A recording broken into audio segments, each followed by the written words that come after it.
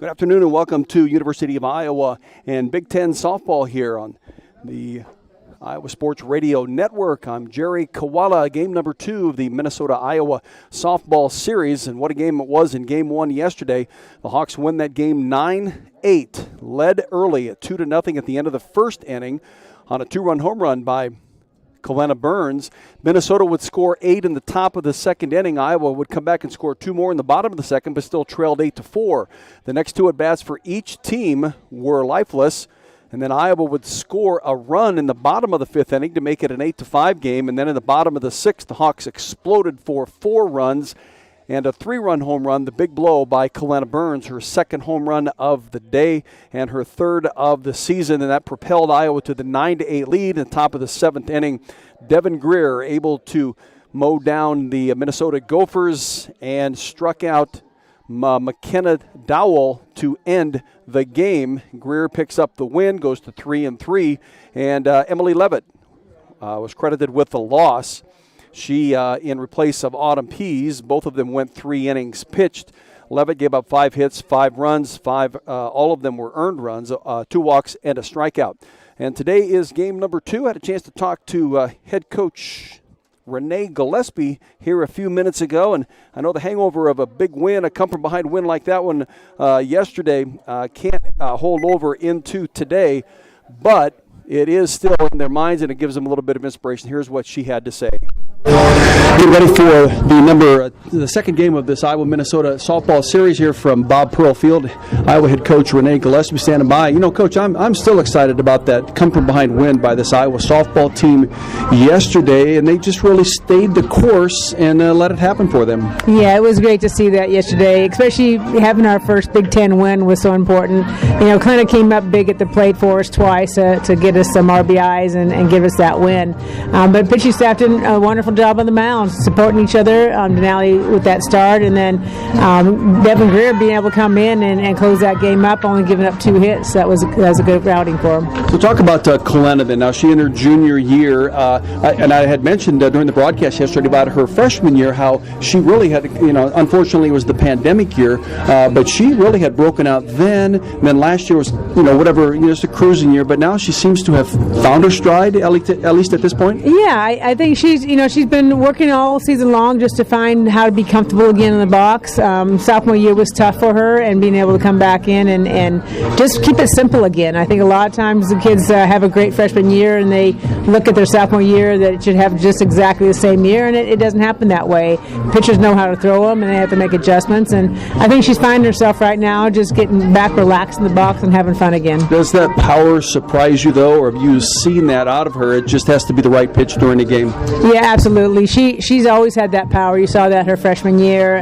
Like I said, pitchers were pitching around her last year, and she had a hard time letting them pitch around her. She just loves to hit. So this year she's getting good pitches, better pitches, seeing better pitches, and being able to do something with them now. Well, you've been in the game long enough to know what a long losing streak can do, to the mental part of a team, and now what a winning streak can do to it. And certainly, obviously, this is the direction that you need to be going. Yeah, absolutely. I mean, everything gets solved when you win games, and it's nice to see them getting excited about being out here again and really going hard after these Big Ten teams. We talk all the time about where do we want to be and what our expectation is for the end of the year. And, first we need to be in the Big Ten tournament, and second we're looking to win it. So, to take these baby steps in each game and just do the best we can with each game. So many young players out here. How much difference has that made to this point, and can you use it as a reason for the rest of the season? Yeah, it is a young team, but you all already have 40 games under your belt, so we can't say they're young anymore. They're not freshmen anymore. So it's really about being able to step up and do the little things right. Keep this game simple. Sometimes we get way ahead of ourselves in this game, so we keep it simple. And I think the youth is going to be great because that's what we're building on. That's our building block for Iowa. Yeah, a lot of freshmen, number of sophomores, only a couple of seniors that you'll be saying goodbye to. And on the other side, you got Minnesota, over here. I think I don't know if you shocked them yesterday, but it certainly made them realize, what they were in for this weekend. Yeah, I mean, it was a tough series last year up in their place, and we knew they were going to be a good hitting team. Like I said, again, our pitchers did a great job of keeping it around, keeping them off balance. A lot of change-ups yesterday and just keeping off balance at the plate. We just, like I said, we just have to keep playing our game. It's it's such a simple game when you make it simple, and going up against Minnesota, I think we did kind of open their eyes a little bit of what we're capable of doing. All right, Coach, we'll talk to you at the end of the game. Thank you, Jerry. Please remove your caps as we honor America and those who protect it. Performing our national anthem is Alex Bouchard. Oh, say, can you see by the dawn's early light what so proudly we hailed at the twilight's last gleaming, whose broad stripes and bright stars through the perilous fight o'er the ramparts we watched were so gallantly streaming, and the rockets' red glare, the bombs bursting in air, gave proof through the night that our flag was still there. Oh, say, does that star-spangled banner yet wave o'er the land of the free and the home of the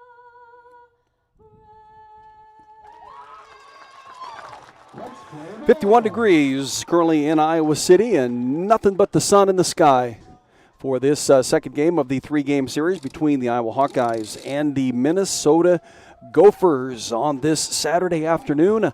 I'm Jerry Koala bringing you the action. Here is the lineups for this game. Brianna Vasquez will be in the circle for the Hawks today. She'll be facing Laura Espelin, the designated hitter, leading off from Minnesota.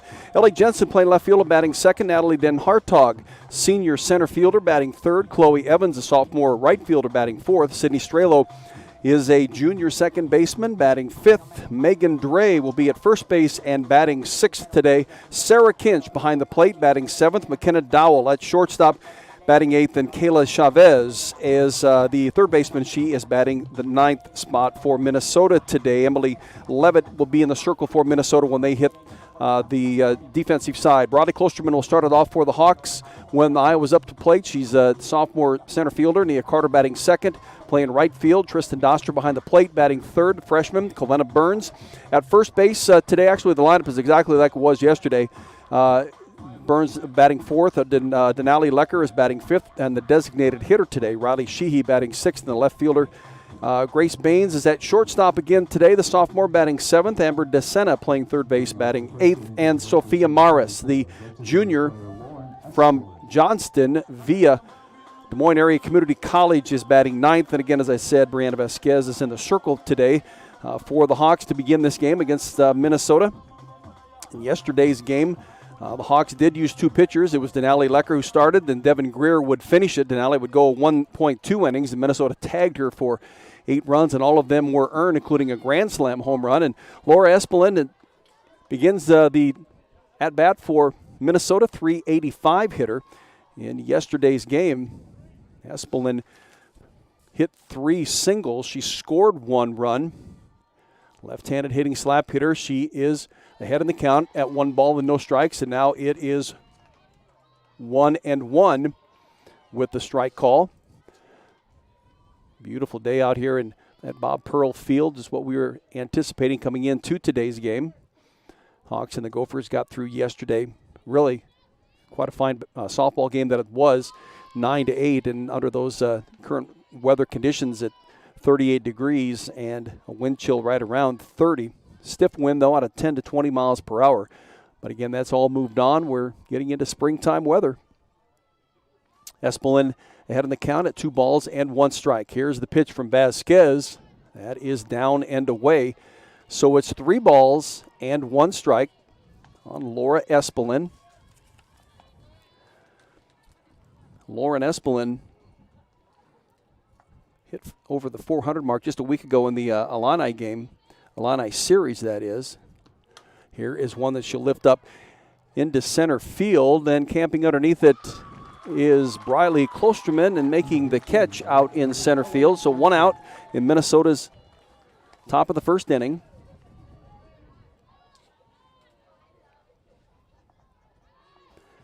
And it brings up Ellie Jensen. Ellie Jensen, 7-14 a weekend ago in the Illini series, went 5 for 7 at the plate, reaching base 8 out of 10 times, and she was walked 3 times. And she looks at a first pitch strike from Bianna Vasquez. DeSena at third. She's down the line about 3 steps. Grace Baines at short. Just a step back right between second and third. Sophia Morris is at second base. And Kalena Burns at first. Here is the 0-1. Now becomes 1 ball and 1 strike on Ellie Jensen. Jensen yesterday 1 for 3 with a run scored.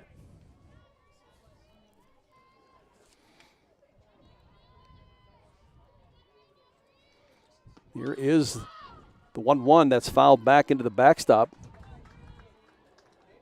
In her second at-bat, which was in the top of the second inning in which Minnesota scored 8 runs yesterday. There was a grand slam home run in front of her. Then Minnesota would go on to score 4 more runs, and Ellie Jensen was one of them as she singled and would eventually score. .339 hitter, 21 hits, and 62 at-bats. Here's the 1-2 from Vasquez, a pitch that's up and away from her. Jensen with 2 doubles in her 21 hits coming into today's game. 8 runs batted in, the left-handed slap hitter. Count even now at 2 balls and 2 strikes, 1 out. We're just underway here from Bob Pearl Field. Here's one that's a short hopper to Grace Baines. Fielded it nicely, slid right into her glove, up and across the diamond for the out to Kalena Burns, and it's 2 gone in Minnesota's top of the first inning. That'll bring up Natalie Den Hartog. Natalie comes in at .349. Started the series at .362. Was 0 for 4 in yesterday's game with a run scored. Here's the first pitch from Brianna Vasquez, and it's up and inside on her, so it's ball 1. And Hartog really has had quite a career with the Minnesota Golden Gophers and the leading home run hitter for the program. 53 coming into the game. She on the season with 14 home runs. Here's one that's hit up. It'll get out just into shallow right field where Sophia Morris will make the catch, and that will end Minnesota in the top of the first inning. Scoreless, the Hawks will come to the plate, and Bradley Klosterman will lead it off when play resumes. You're listening to Iowa Hawkeye Softball on the Iowa Sports Radio Network. Cyclones and Hawkeyes come to compete. It's where the rubber meets the road. Neighbors become rivals and friends become foes. Some go home broken-hearted, while others are victorious. When the dust finally settles, one thing stands true. No matter which side you're on, you're part of tradition. For those who are Iowan through and through, we're Iowa Corn, a proud sponsor of the Iowa Corn Cy-Hawk Series. In Iowa, we grow corn, but the truth is, corn grows Iowa. And that Iowa Cy-Hawk Series will continue in softball on the 26th of April in Ames. That'll be a 4 o'clock start. That a Tuesday afternoon. Iowa City Tire and Service is a proud supporter of Hawkeye softball. Find them at 410 Kirkwood Avenue or online at ictire.com. Iowa City Tire, where service actually comes first. Well, Minnesota unable to get things started in the first inning for themselves, so the Hawks going to leave it up to themselves to get on the board first. They did it yesterday with 2 runs in the bottom of the first inning. And that all started with Nia Carter's single, and Kalena Burns 2 batters later would follow that with a home run and a 2-run home run to give the Hawks the lead. Bradley Klosterman in yesterday's game was 2 for 4 at the plate. She scored a run and had an RBI with one of her hits. Left-handed hitter out of North Liberty, prepping at Iowa City Liberty High School. In the Drake game earlier this week, 0 for 2, but she did score a run. She was hit by a pitch and would get around the bases to score that run. It's Iowa's first at-bat here in game number 2 of the series. Here is the first pitch from Emily Levitt in the circle today to begin with, the freshman. making her 17th start. 97 2/3 innings pitched, 132 hits, 85 runs, 75 of them earned, and a 5.38 ERA. Ahead in the count here on Klosterman, and she makes it 0-2 on the sophomore center fielder for the Hawks. Levitt has walked 63 batters and struck out 75. Here's the 0-2 from Emily Levitt, the freshman, up and away from Bradley Klosterman.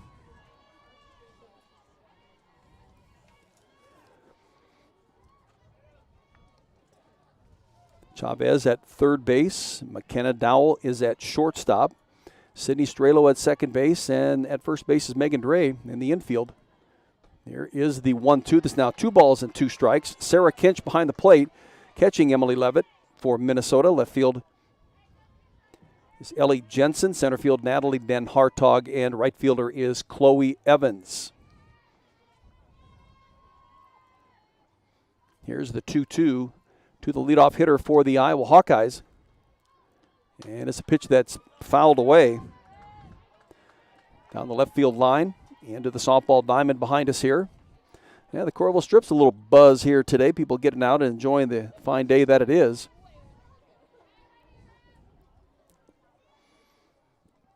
So 2 balls and 2 strikes on Bradley Klosterman. Here's the windup and the release from Levitt, one that Klosterman will lift down the left field line, and diving for it and making a catch is Dowell. Does she hang on to it? And she does. Caught it in foul territory on the dive, short of the left sideline fence. But it was an important out for her to dive for that and make the out. So 1 out in Iowa's bottom of the first inning. Nia Carter steps to the plate. Nia having quite a week this week. 4 for 5 from the plate. 2 for 2 against Drake and 2 for 3 yesterday in game number 1. Here's one that out to left field, left center field. Oh, and it's a line drive and a nice play by Minnesota's Ellie Jensen out there in left field. It tailed away from Nia out in the left field and kind of right at Jensen, but she does make a fine catch for out number 2. Brings up freshman Tristan Doster. Catching for the Hawks again today. This will be the 4th game in a row. Here's one that she laces out to right field. And she'll be on first base with a hit for the Hawks to begin this first inning. A 2-out single by Tristan Doster. 1 for 4 yesterday. A couple of RBIs with that hit. She was 1 for 3 in the Drake series. That being a double, an RBI double. Brings up Kalena Burns. Kalena Burns, 5 RBIs yesterday behind a couple of home runs. Cleanup hitter for the Hawks, playing first base again, the junior. She was 2 for 3, 5 runs batted in. She scored obviously 2 runs with 2 home runs. Was 1 for 3 in the Drake game on Wednesday this week. Didn't have a hit in the Maryland series last weekend. I checked that. She had 2 hits. Did not score a run. Had a couple RBIs in game number 1 against Maryland. This series in which the Hawks were swept out in College Park. Quickly down on the count to Emily Levitt is Kalena Burns. Here's one that she'll reach out for, and she'll just bound it to third base. And that a quick inning for the Hawks. And making the play is Kayla Chavez. So the Hawks get a runner on, and Tristan Doster can't move her around. And we'll go into the top of the second inning, and it'll be Chloe Evans, the number 4 hitter for Minnesota when play resumes. This is Iowa Hawkeye Softball on the Iowa Hawkeye Sports Radio Network.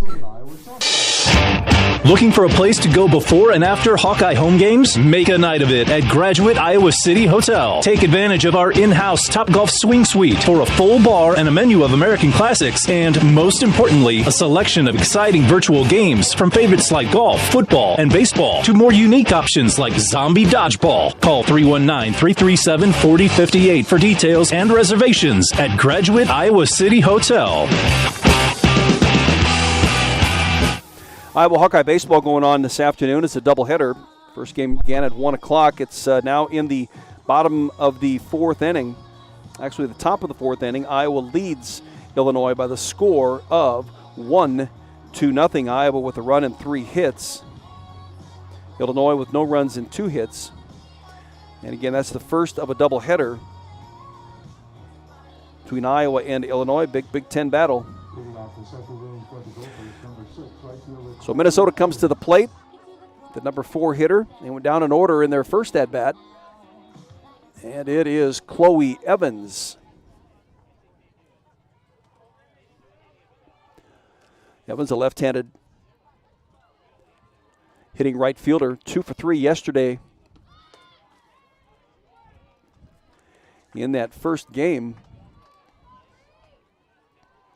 She would score the 8th run of that second inning. Her second at bat in that inning. She started the inning off with a base hit and was forced at the plate. And would turn around again and get another base hit in the same inning. Here she fouls this one off and is down on the count at no balls and 2 strikes.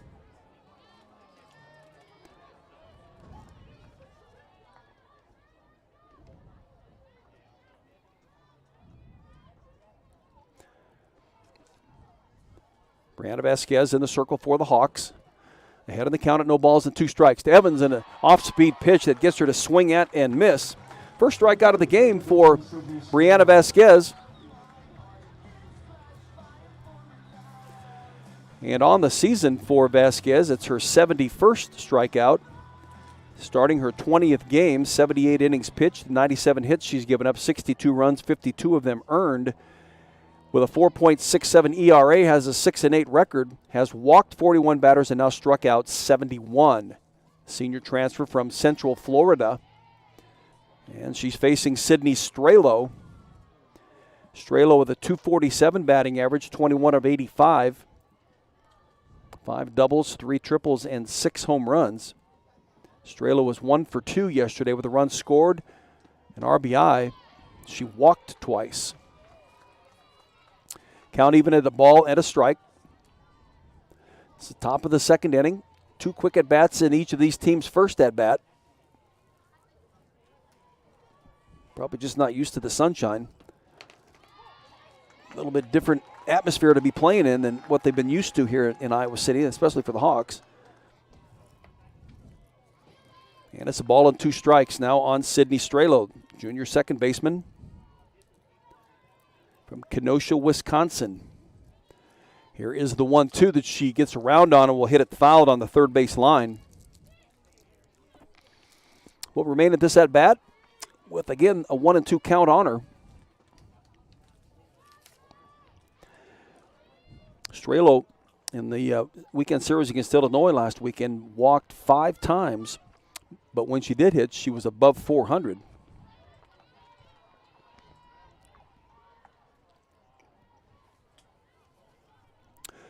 And it's a 2-2 count on her in this at-bat. Vasquez, right-handed pitcher in the circle. Here's the windup and pitch laced out to left field. The one hopper gets past Riley Sheehy. Strelo around first base on her way to second. And with the throw coming to Grace Baines, thought she had enough time to get to third. The throw comes in to Baines, but too late to get to Strelo. Should be credited with a single, and then an error out in left field on Riley Sheehy. Just bounced past her, and that allowed Sydney Strelo to round second. Judged that she had enough time to get to third, and does so. And now head coach Renee Gillespie coming out to the circle. Have a chat with this infield.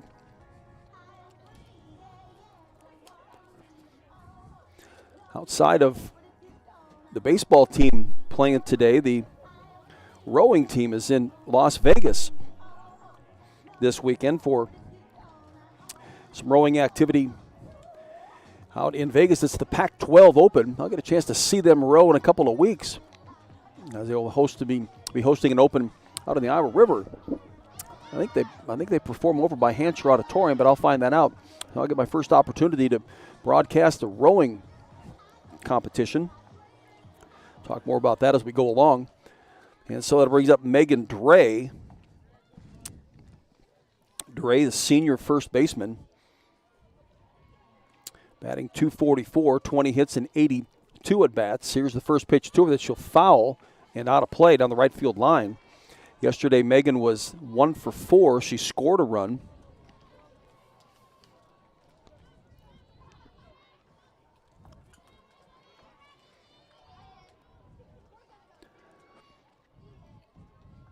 Batted .191 a year ago.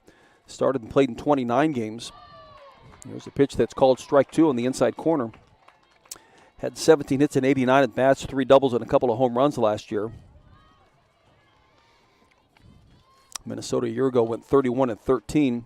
So my inkling would be that she had sustained an injury and was not able to play the rest of the year because she started all 29 as she played. Here's a hot shot down the third base line, and it's foul. Diving Amber DeSena couldn't get to it, but it was in foul territory and stayed foul as it passed third base. Otherwise, that's a run and extra bases. But as it turns out, it'll be an 0-2 count on her continued with 1 out, top of the second inning. Here's the 0-2 from Vasquez, a pitch that's down and in.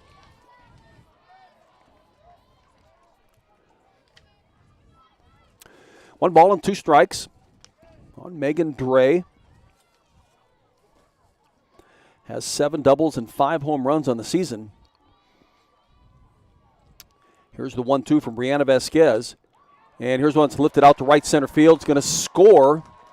Sydney Strelo from third. And Megan Dre with a single. RBI single. And on first base with 1 out. Brings up Sarah Kinch. Kinch had quite a day yesterday at the plate with a grand slam home run in that 8-run second inning. She batting .220 coming into this game, 20 hits and 91 at bats, a double, and now 4 home runs. Here's a pitch that's on the inside part of the plate but called ball. 8 of the 9 hitters in the lineup for Minnesota have at least 2 home runs. Kinch with 4. Natalie Den Hartog with 14.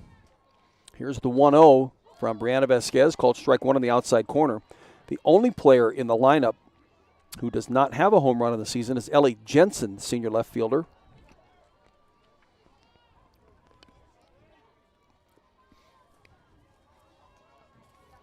Here's the 1-1 from Vasquez. Pitch is down and in. Dre looked to see if that ball had gotten past Tristan Noster, and it does not. This is a Minnesota offense that has, over its last 10 games, well, heading into yesterday, 41 extra base hits. Here's one out to right field, and it just gets past a diving Nia Carter, and it's going to score. Dre from first base, and a double to Sarah Kinch. So that'll score Megan Dre from first. That's 2 runs here in the top of the second inning. And Sarah Kinch stops at second base. Nia Carter trying to make a play out in right field. Dives for it. Can't catch it, doesn't knock it down, and it rolls all the way to the wall. So she quickly has to get off the ground and chase it down. By that time, Megan Dre is around third base and headed for home. So their focus was on Sarah Kinch, who stopped at second base, and that's where she is for the at-bat for McKenna Dowell. Dowell, the transfer from Auburn.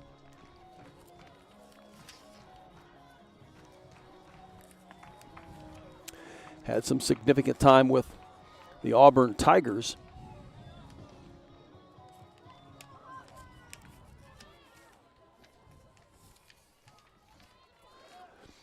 Runner at second, 1 out, and the first pitch to Dowell is called strike 1 on the outside corner.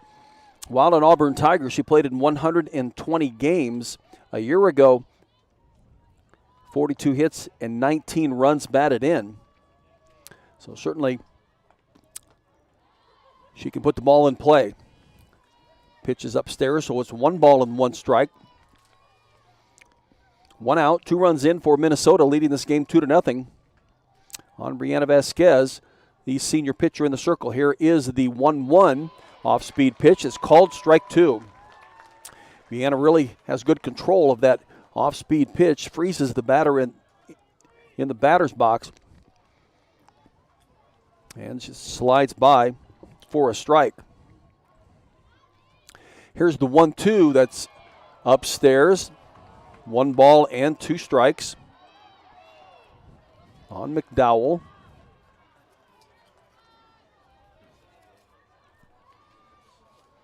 So a 2-2 count on McKenna Dowell. Here is the 2-2 from Vasquez, a pitch that she hits out into right field. Line drive right at Nia Carter, quickly into the infield. She gets it back into Kalena Burns. So Kinch not able to score from second, but stops at third, and a single by McKenna Dowell. Dowell was 0 for 4 yesterday with a strikeout. 250 hitter now with 24 hits and 93 at bats. Down to Kayla Chavez, number 9 hitter in the lineup, third baseman. Still 1 out. Runners at the corners for Minnesota. Here is the pitch from Brianna Vasquez. It's called strike 1. Getting off to a good start with this batter.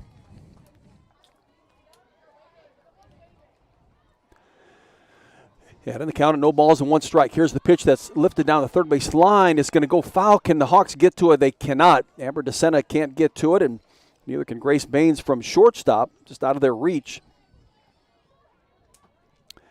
So they'll return to their spots. It'll be an 0-2 count on Kayla Chavez.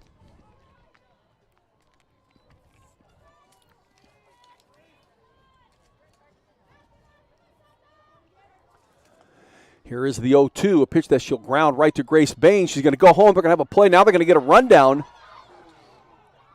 And the ball is dropped by DeSena. They go home, and nice play by Brianna Vasquez to be there for the play on Sarah Kinch. She was 3/4 of the way down the third baseline. Tristan Doster ran her back, got the ball to DeSena, who then dropped it. She had to chase it down, and Brianna Vasquez at the plate to make the tag on the sliding Sarah Kinch. And in the meantime, Dowell goes from first to third.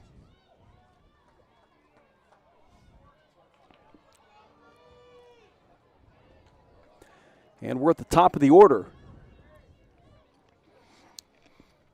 Chavez at second base on the fielder's choice. 2 outs. Runners at second and third, and back to the top of the order for Minnesota. And Lauren Espelin flew out to Riley Klosterman in her first at-bat. Minnesota with 2 runs here in this top of the second inning. And they're in the top of the order. Here's the pitch from Vasquez, off speed, lifted out into center field to Riley Klosterman. Camps underneath it, looks up into that sun with those sunglasses, and ends this Minnesota top of the second inning. They scored 8 in the top of the second inning yesterday, get 2 here today, but send a number of players to the plate, 7 of them, and take a 2-0 lead into the bottom of the second inning. With the Hawks coming to bat, it'll be Denali Lecker when play resumes. This is Iowa Hawkeye softball on the Hawkeye Sports Radio Network. In Iowa, we grow corn, a lot of corn. We love seeing our farmers in the fields, and although they're perfect strangers, we know them. We know them by their equipment covered in dust. We know them by their work ethic, where days off don't exist. We know them by the way they wave passing strangers alike on a 2-lane road. We know them in the midst of our kitchen as we prepare another family meal. In Iowa, we grow corn, but the truth is, corn grows Iowa. The Iowa corn farmers are proud to be on the sidelines for the Iowa Hawkeyes. University of Iowa Sports Medicine delivers comprehensive care for competitive and recreational athletes of all ages. Our team of orthopedic surgeons, physicians, and specialists are committed to reducing pain and injury through our advanced training and experience. Same-day, next-day appointments available, no referral needed. Learn more by visiting uihc.org/sports. medicine. Well, Minnesota gets 2 in the top of the second inning. Take a 2-0 lead on the Hawks. Here in this game number 2. Game number 3 tomorrow. A noon game. See if the Hawks can't make it a sweep with a win here today and get after that noon game tomorrow. Hawks will be at Nebraska on Tuesday for a doubleheader, so they'll head out there on Monday right away. And the doubleheaders are at 4 and 6:30 Tuesday afternoon from Lincoln, Nebraska. And then Iowa returns right home for a series against Ohio State beginning next Friday. That'll be a 5 o'clock start. We'll talk more about that as we go along in this broadcast. Right now is Denali Lecker at the plate. Here's the first offering from Levitt. And it hits Lecker. So she heads down to first base after being hit by a pitch. And for Denali, it is the 5th time that she's been struck by a pitch. So she gets free pass down to first base. And will be run for here as Haley Down will come in to run for her. Haley, the pinch running specialist for the Hawks here early in this game, in the bottom of the second inning with nobody out. She is in. Riley Sheehy will step to the plate. The left-handed hitting Sheely, senior out of Newtown, Pennsylvania, Here's the first offering from Emily Levitt. Riley Sheehy bunts the ball, but into the air, and Chavez charging down the third base line will make the catch. That's out number 1 for the Hawks in the bottom of the second inning. Riley, she could have got it down on the ground, would try to make a sacrifice bunt out of it to move Haley down to second, but it doesn't happen. So Grace Baines will step to the plate. Baines, the number 7 hitter. A .222 hitter coming into the game at 20 of 90, 4 doubles and a couple of triples. She has 15 runs batted in, and teammate Haley Down pinch running for Denali Lecker at first base. Baines was 0 for 2 in yesterday's game. 0 for 2 in the Drake game on Wednesday this week. She had 1 hit in the 2 games that she played against Maryland last week, and here's one that she'll rip right to third base. Going to get it, force at second, and will they get a double play? Yes, they do. Nice play by Chavez at third, a hard hopper to her. She didn't even have to move for it, and a quick throw over to second base for the force to Sydney Strelo, who relayed on to Megan Dre at first, and that completes the double play, folks. The best way to get ready for game day is to don your black and gold. If you need some new Iowa softball gear, well, so we're through 2 innings of play, and it is the Minnesota Gophers by the score of 2-0 leading the Hawks. Minnesota coming to bat in the top of the third inning. This is Iowa Hawkeye Softball on the Iowa Hawkeye Sports Radio Network. Hi, Hawkeye fans. My name is Denali. And I'm Briley, and we're members of your Iowa Hawkeye softball team. Our team is striving to be number 1. And that's why we trust our vehicles to Iowa City Tire and Service, the number 1 automotive shop in Iowa City, where service actually comes first. Iowa City Tire and Service, where their customers become friends because they treat you like family. Find them at 410 Kirkwood Avenue or online at ictire.com. Proud sponsors of Hawkeye Softball.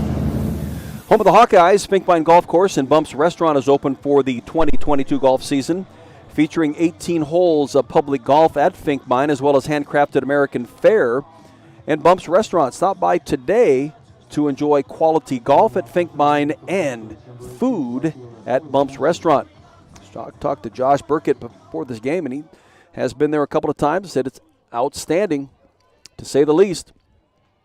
So make your way over to Bumps Restaurant and to Finkbine Golf Course. Again, next weekend is the Hawkeye Invitational. The men's golf team will be hosting the Hawk Invitational next Saturday and Sunday. Top of the third inning, Ellie Jensen, senior left fielder, at the plate. And she has 1-0 count now, 1 ball and 1 strike. Grounded out to Grace Baines in her first at-bat. Minnesota leads 2-0.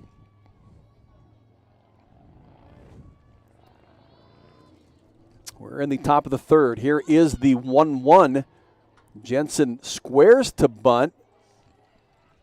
Pulls the bat back. They appeal down to third base umpire, and he says no. So it's ball 2.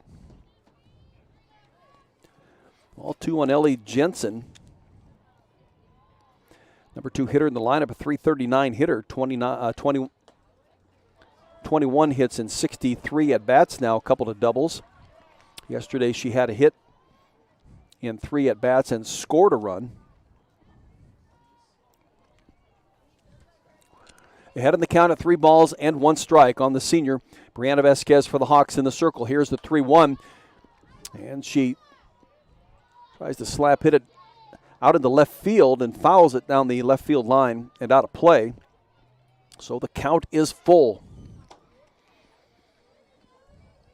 on Ellie Jensen, out of Watertown, Wisconsin. Here is the full count pitch. She just reaches out and taps it. It goes foul over top of the press box. So she'll remain in at this at bat and a 3-2 count on her. Nobody out.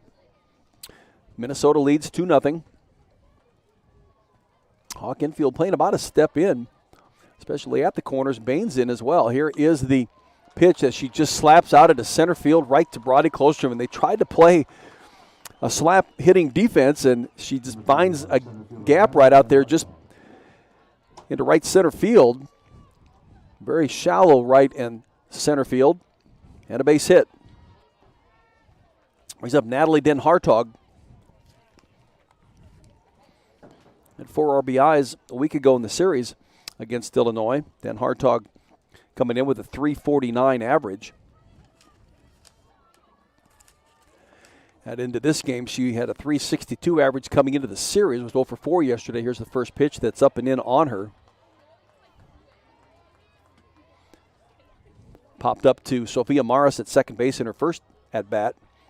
And Hartog with 38 hits and 110 at-bats, 6 doubles and 14 home runs, has teammate Ellie Jensen at first base. Nobody out. Here is the 1-0. It's up and in on her. So now becomes 2 balls and no strikes.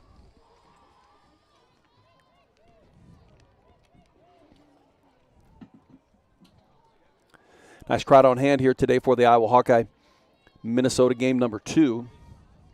Loving the sunshine.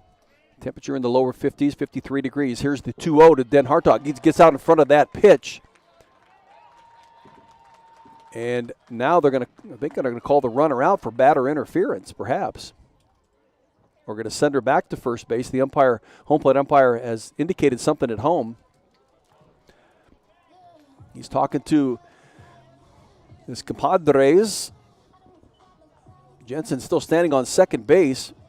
He had indicated that something that for catcher Tristan Doster as she was trying to make a throw onto second base. I don't know that it was batter interference whatsoever. I know Den Hartog swung, but she was in the batter's box when she did that. I don't know if this home plate umpire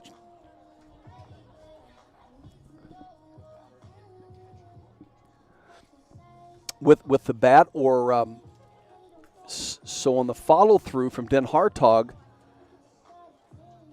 Oh, I see the bat as she followed through on it all the way around. The bat would hit Tristan Doster in the helmet face mask area, and so now they're talking to the Minnesota coaches about what kind of decision they're going to make here.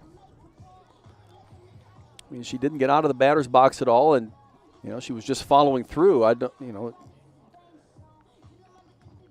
Hard to create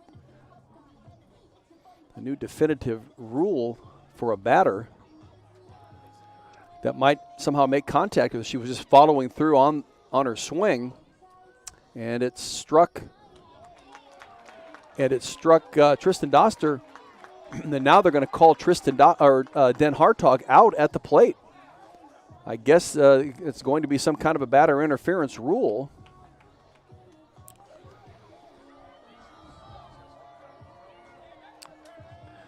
So that doesn't make the Minnesota fans all too happy.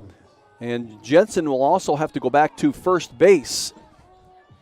And that'll bring up the left-handed hitting Chloe Evans. Struck out on her first at-bat. Evans, sophomore, right fielder, batting .337 coming into the game. 32 hits, 95 at-bats. 7 doubles and 6 home runs. Here is the first pitch from Vasquez. Pitch that is called strike one on the outside corner.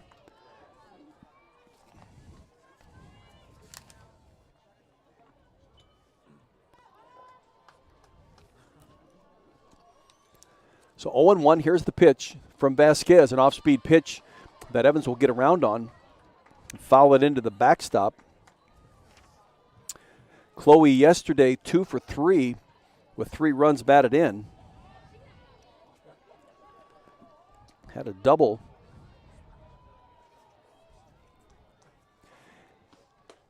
In that game, and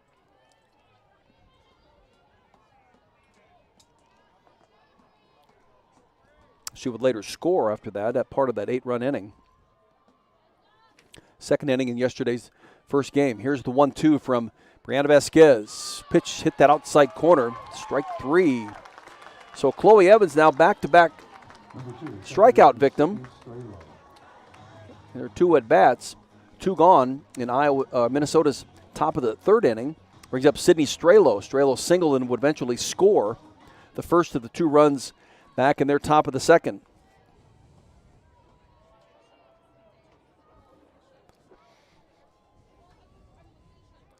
At the second strikeout for Brianna Vasquez here, she starts Strelo off with an off-speed pitch. Sydney batting .247 coming into the game, 21 hits and 85 at-bats. 5 doubles, a triple, and 6 home runs. Here is the 1-0. It's called strike 2. Strelo, junior from Kenosha, Wisconsin.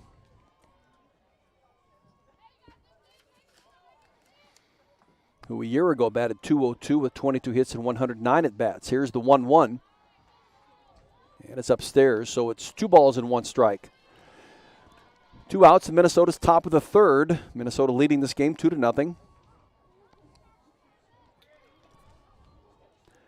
They sent 7 players to the plate in their second inning to score those 2 runs. Here's an off-speed pitch that's upstairs. Iowa with just 1 hit on the day and have set only 7 players to the plate as we work our way through the third inning. Here's the 3-1 that is inside. And ball 4 to Strelo. Number 20, first baseman Megan Dre. That'll move Jensen down to second base.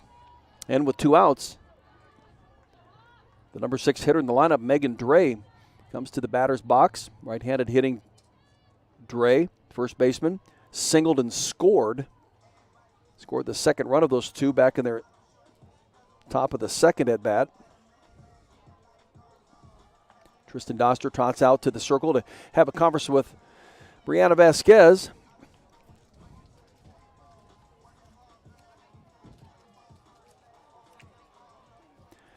Brianna pitched against Drake on Wednesday this week, won a couple innings. She did walk a batter, faced but 7. Here is the first pitch to Dre, and it's down and in. 1 ball and no strikes.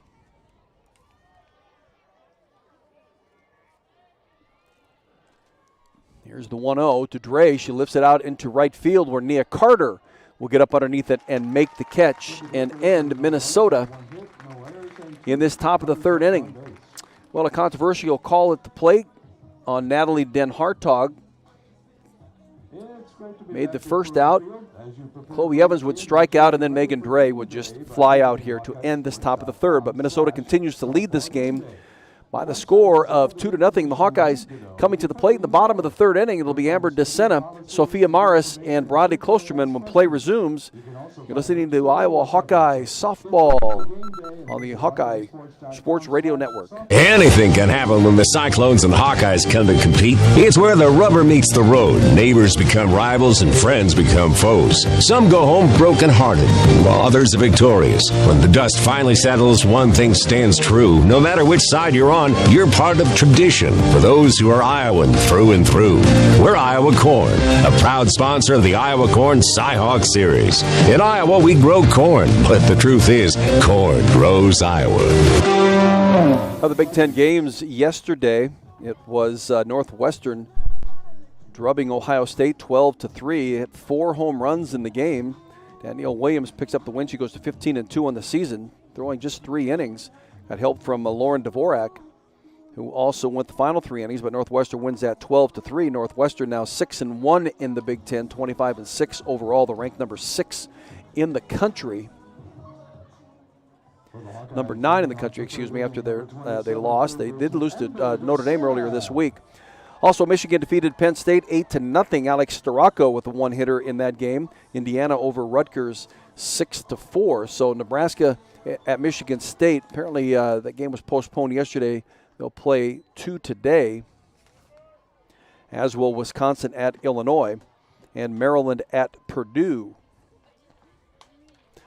Here is Amber DeSena lifting the first pitch out to left field. Ellie Jensen fighting the sun.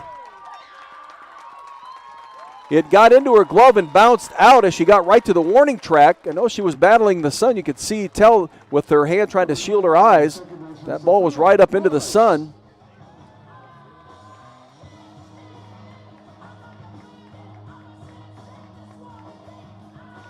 Await the official.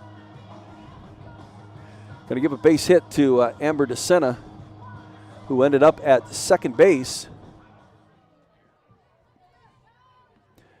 Jensen was out there in left field battling that sun, trying to make that catch. And so that'll bring up Sophia Morris.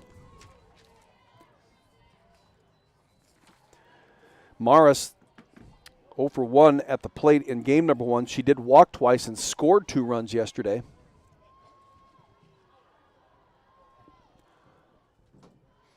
Here's the 1-0 to Morris. She'll bunt it down the third base line, but it goes foul. So she's back at the left-handed batter's box with a 1-1 count on her. Amber DeSena gets things started for the Hawks with a single. Now she at second base as Ellie Jensen had it pop out of her glove as she went to make that catch. Hawks trailing 2-0. Looking to reduce that. Here is the 1-1 that's upstairs on Sophia Morris. Morris had a hit in 2 at-bats in the Drake game, that hit being a double.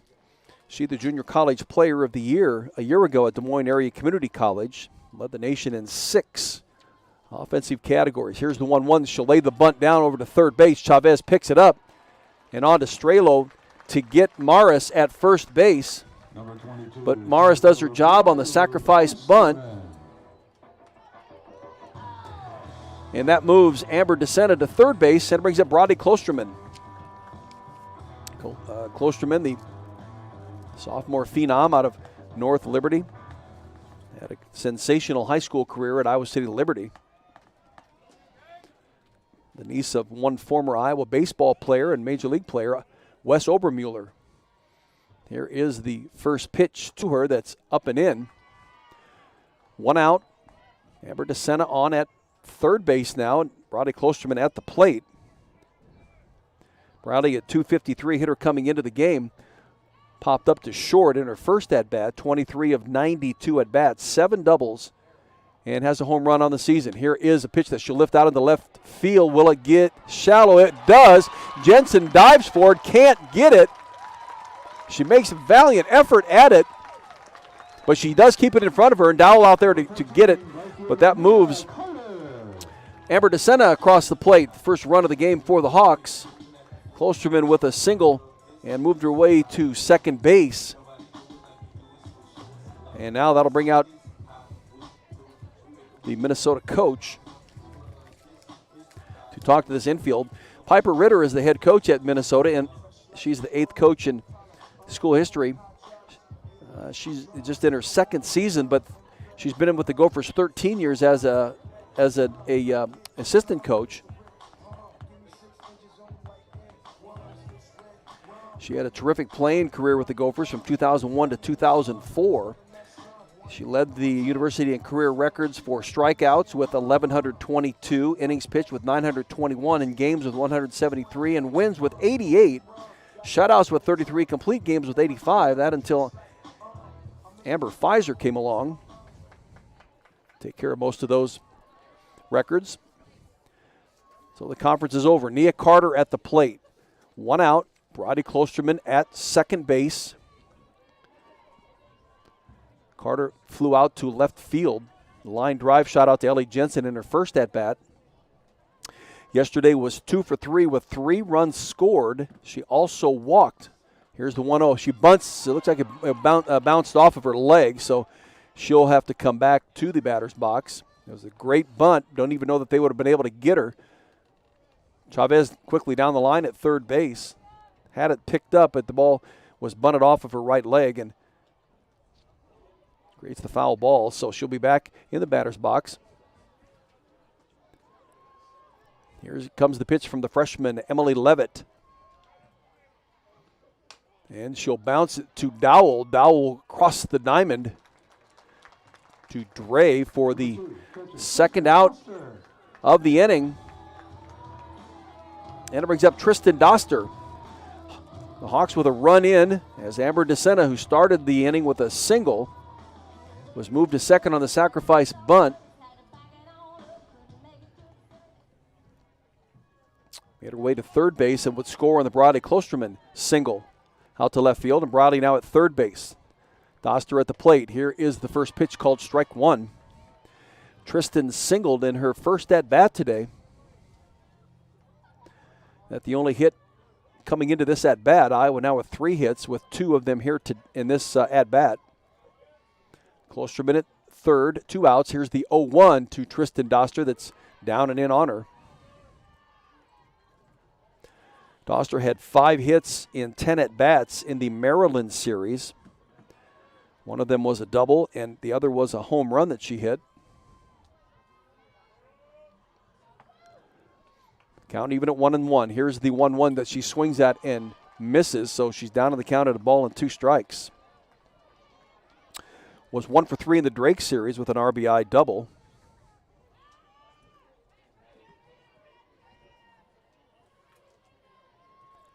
Has had 4 multi-hit games this season alone.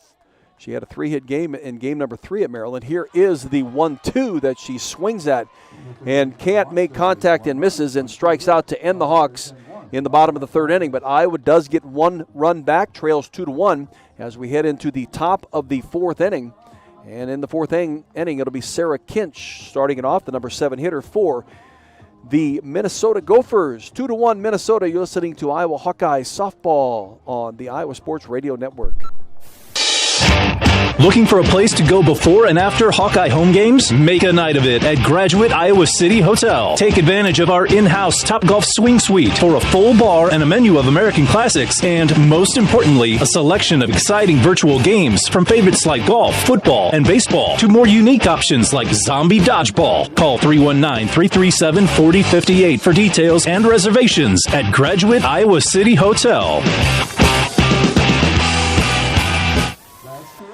Heading into the top of the 4th inning, it's Minnesota leading Iowa 2-1. I talked yesterday about the amount of home runs that a single player has hit in her career. A new record has been set for individual career home runs. Young lady coming from the University of Oklahoma, breaking the record of a fellow Oklahoman, but not a teammate. Jocelyn Allo, whom the Hawkeyes actually played against back in late March. Jocelyn Allo now with 104 home runs she's hit in her career. She broke the record back on the 20th of February, and from that time on, she had hit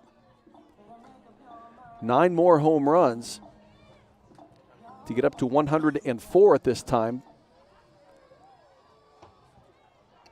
96 was the new record, and now she just continues to make a new number every time that she goes to the plate and hits a home run.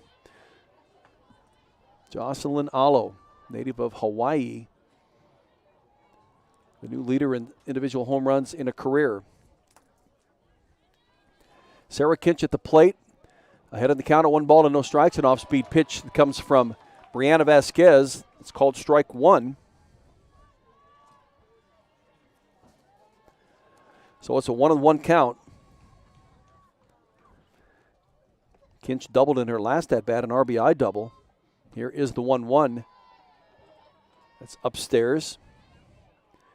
21 hits and 92 at-bats coming into this at-bat. She now with 2 doubles, 4 home runs on the season. Here is the 2-1 that's down and in. 3 balls and 1 strike. Her average coming into the game at 220. It's certainly going to increase with the RBI double from her last at-bat. She was forced out at the plate. Got involved in a rundown. Tagged out by Brianna Vasquez. Here's one that she'll get up underneath and lift it up into the infield. Actually, it's behind home plate. Tristan Doster trying to make a play on it. Can't get to it, and lucky enough for Sarah Kinch, she'll head back to the right-handed batter's box to continue this at-bat with a 3-2 count on her. Nobody out. 2-1 the lead for Minnesota, top of the 4th inning. Here is the 3-2 pitch, and she'll draw a walk. Looks like that pitch got away from Brianna Vasquez. Number 32, shortstop, McKenna Dowell. That the second walk of the game issued by Vasquez. So McKenna Dowell now will come to the plate. Dowell at 250 coming into the game, singled in her last at-bat, ended up at third base back in the 2nd inning when Minnesota scored its 2 runs.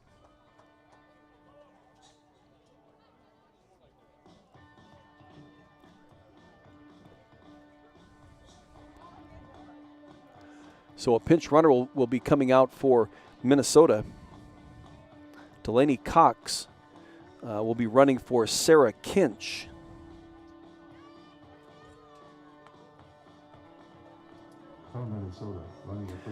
So Delaney Cox is running for Sarah Kinch in the top of the 4th inning.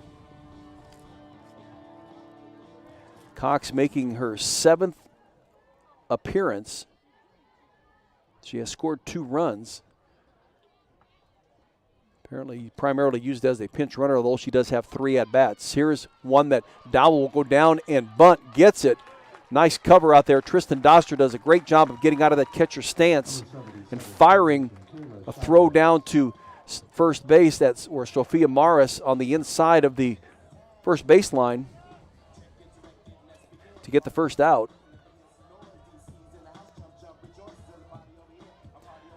That does move Delaney Cox to second base and brings up the number 9 hitter in Kayla Chavez. Chavez got on her first at-bat on a fielder's choice and was left at second base in the inning. Here's one that she'll lift out to right field. Nia Carter will get up underneath and make the catch. So we get to the top of the order. Lauren Espelin has flied out twice here today. Espelin had 3 hits in yesterday's game that raised her batting average to .385. 40 hits and 106 at-bats now. She has 10 doubles and 4 home runs. So the leadoff hitter, the left-handed leadoff hitter, also has some pop in that bat. With the teammate at second base, here's the first pitch that's on the just off the plate on the outside. Delaney Cox running for Sarah Kinch is at second base. Cox, a junior from Aurora, Colorado. 1 ball and no strikes. Here is the pitch to Espelin, and it's called strike 1 in the outside corner. Brianna able to spot that pitch.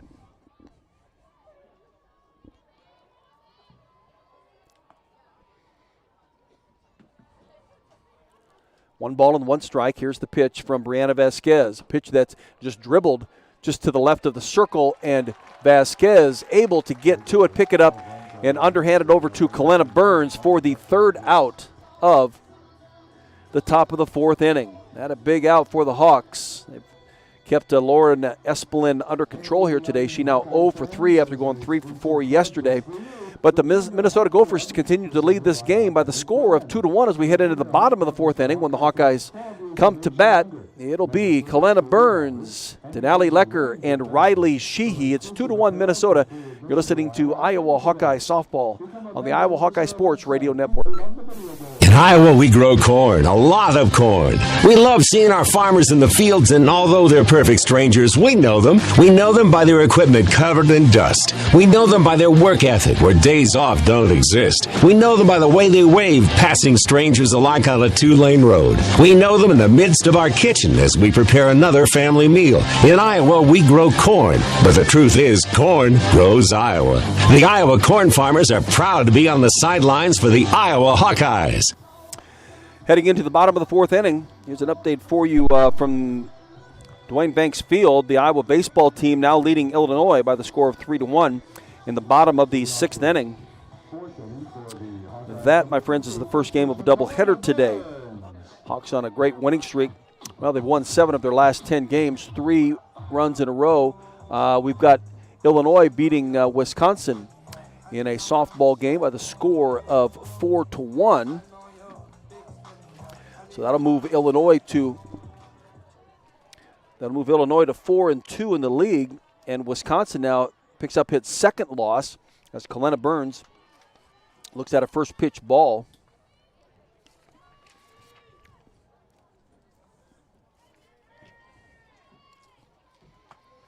One ball and no strikes to the junior Kalena Burns. Emily Evett, freshman pitcher. The Hawks will be in Illinois in 2 weeks for a 3-game series.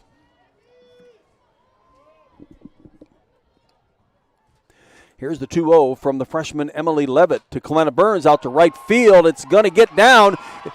Diving for it, not able to make the play out in right field is Chloe Evans. She didn't touch the ball, and Kalena Burns moves around first through second and ends up with a stand-up triple at third base.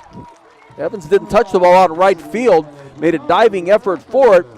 It rolled all the way to the wall. Kalena Burns with 2 home runs yesterday and a triple here today in her second at-bat stands at third base with nobody out.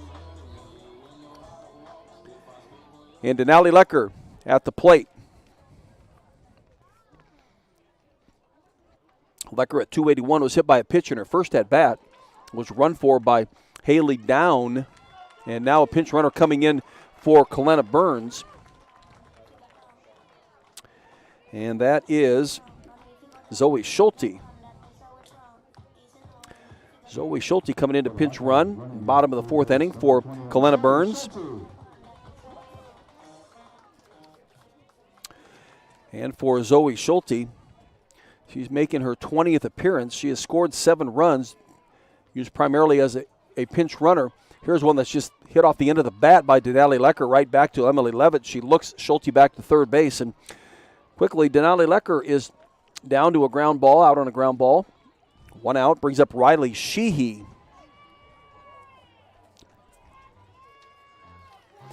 So Kalena Burns begins this bottom of the fourth inning with a triple.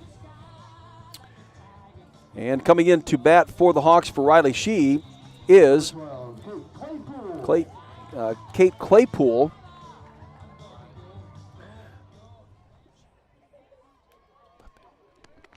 And she'll come in, and here is the first pitch to Kate Claypool.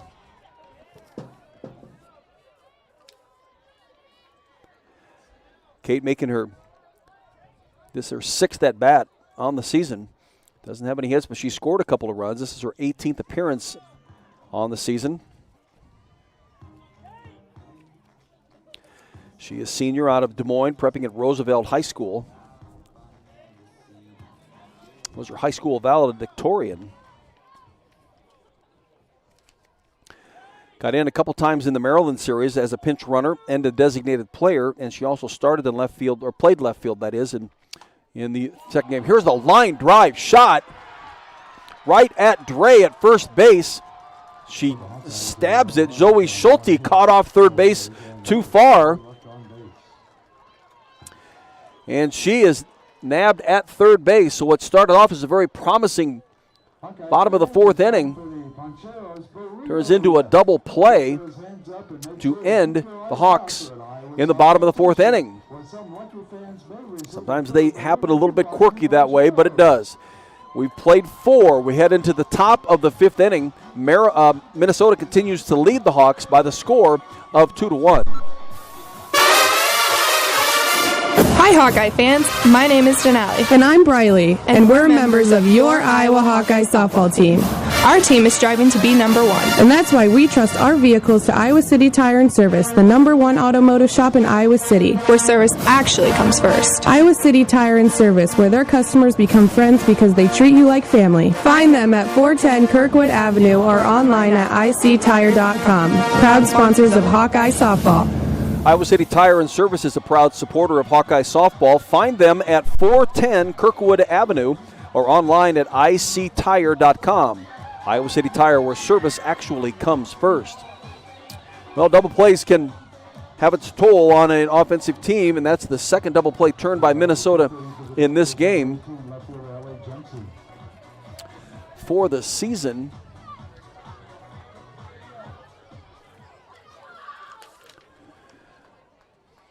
Minnesota has turned 13 double plays, 14 that is. There's 2 today. 14 double plays on the season for Minnesota Gopher defense.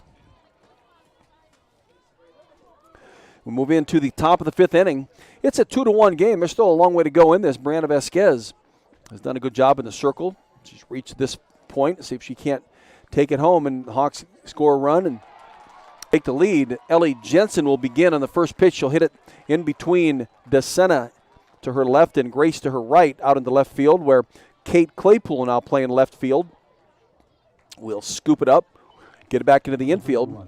Minnesota with a runner on here in the top of the fifth. Natalie Den Hartog, hitting specialist for Minnesota at the plate.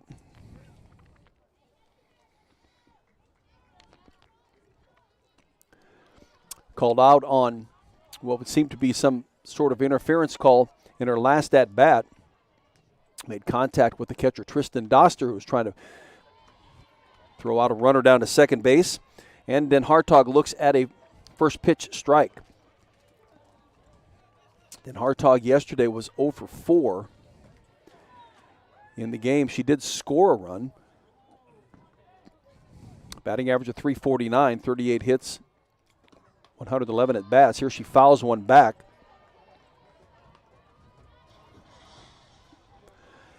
Has a teammate on at first base in Ellie Jensen, who just started off this top of the fifth with a single. Then Hartog down in the count at no balls and 2 strikes.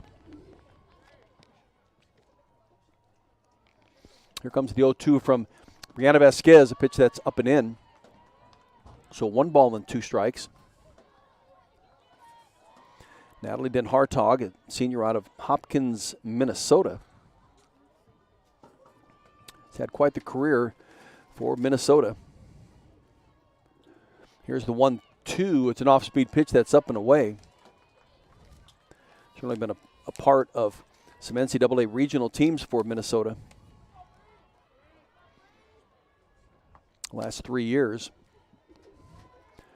Count even at 2 balls and 2 strikes. Ellie Jensen at first base. Here is the 2-2 from Vasquez. Ripped down the third base line, and the umpire calls it foul. It was such a hard line shot. It looked to me to bounce foul just outside the left field line before it even got out of the dirt. It was a rocket shot that hard, but the umpire, home plate umpire, right there on it, immediately called it foul. So that'll send Den Hartog back to the plate with the 2-2 count on her. It shows you the kind of power that this lady has at the plate. She's got 6 doubles and 14 home runs on the season. Here's the 2-2 from Vasquez, an off-speed pitch. She hits out to left field, and if it stays fair, it's gone. It goes foul, and it's gone. I could tell from here that it was to the left of the foul pole. It certainly was foul. There's no question about it, no controversy whatsoever, but home plate umpire right there watching it sail left to the foul pole, but she certainly got all of that pitch. So back to the right-handed batter's box goes Natalie Den Hartog. Minnesota fans are still on their feet. Must got a little chill in the air over there. Had to get some of that blood rushing down to their feet to warm up a little bit. And now the Hawkeye infield going to meet in the circle. Den Hartog is talking to the third base coach for Minnesota.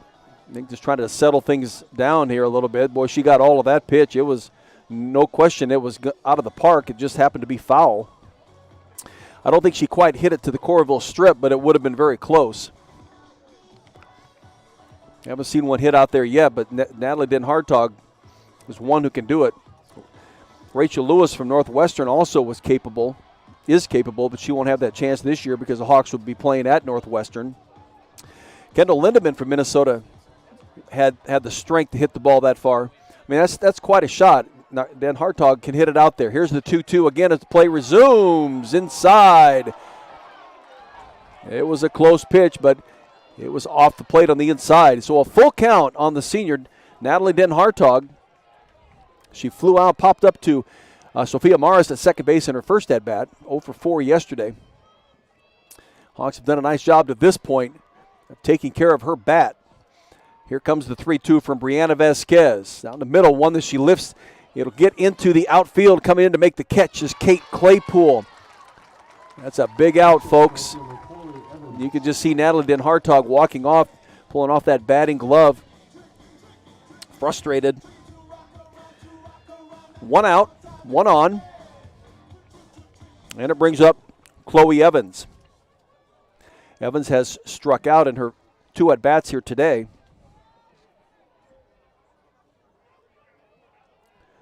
That'd be her 19th and 20th strikeouts of the season. Here's the first pitch to her. Hits that outside corner. It's strike 1 from Brianna Vasquez.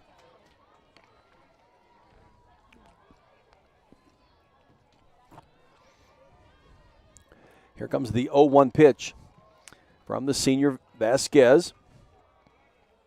And it's one that's hit right at Amber DeSena. A line drive shot to her. She fires across the diamond. And we'll get Ellie Jensen doubled off. She wasn't off that far, but that's how hard that line drive was hit and how hard that Amber DeSena threw that ball across the diamond. And much like the Iowa at-bat that ended in a double play, this one ends in a double play. Line drive to Amber DeSena by Chloe Evans, who quickly across the diamond gets Ellie Jensen straying off a little bit too far. And 3 up, 3 down for Minnesota, but they continue to lead this game heading into the bottom of the 5th inning. Let's have a little bit of 5th inning stretch.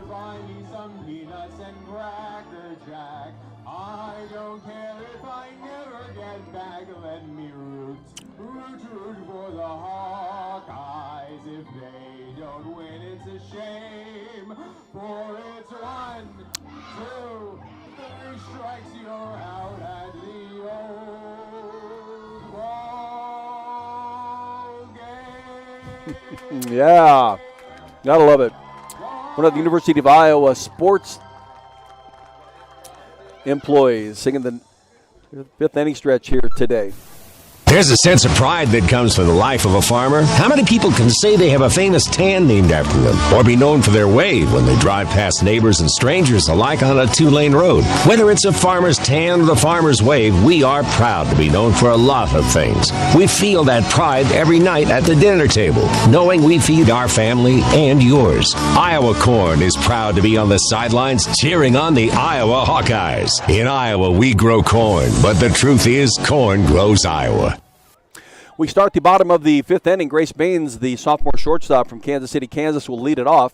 Here's the first pitch from Emily Levitt. She, much like Brianna Vasquez, has been in the circle the entire time for Minnesota. She threw 3 innings yesterday, giving up 5 hits, 5 runs, all earned. Walked a couple of batters and struck out 1, facing 16 batters. Behind on the count here at 1 ball and no strikes. Now it's 2 balls and no strikes to Grace Baines. Got on a fielder's choice in her first at bat today. It's picked off on a double play. That was the double play that ended that inning. 0 for 2 in yesterday's game. Here is the 2-0-2. It's called strike one. Grace also 0 for 2 in the Drake game on Wednesday this week. She did get at least one hit in 5 at-bats in the Maryland series. Did not play in game 3.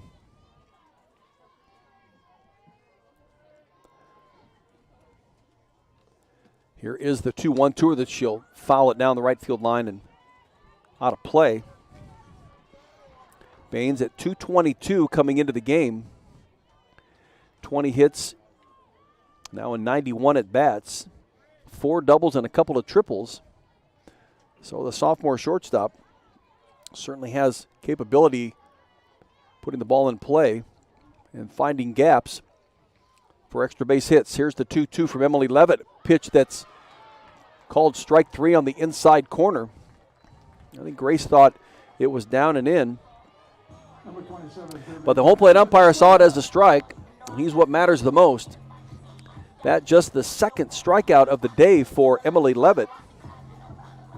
Gonna bring up Amber DeSena. DeSena made an outstanding play to end Minnesota's top of the 5th inning. A line drive catch and then fired across the diamond to Kalena Burns to double up the runner. Amber at the plate in her first at bat today, singled and scored. She has scored Iowa's only run. 0 for 2 in yesterday's game. She was 1 for 2 in the Drake game this week. When she has started at third base. This is her 25th game started on the season. Here is the 1-0. That's down and in, so it's 2 balls and no strikes. DeSena from Concord, California. In the Bay Area.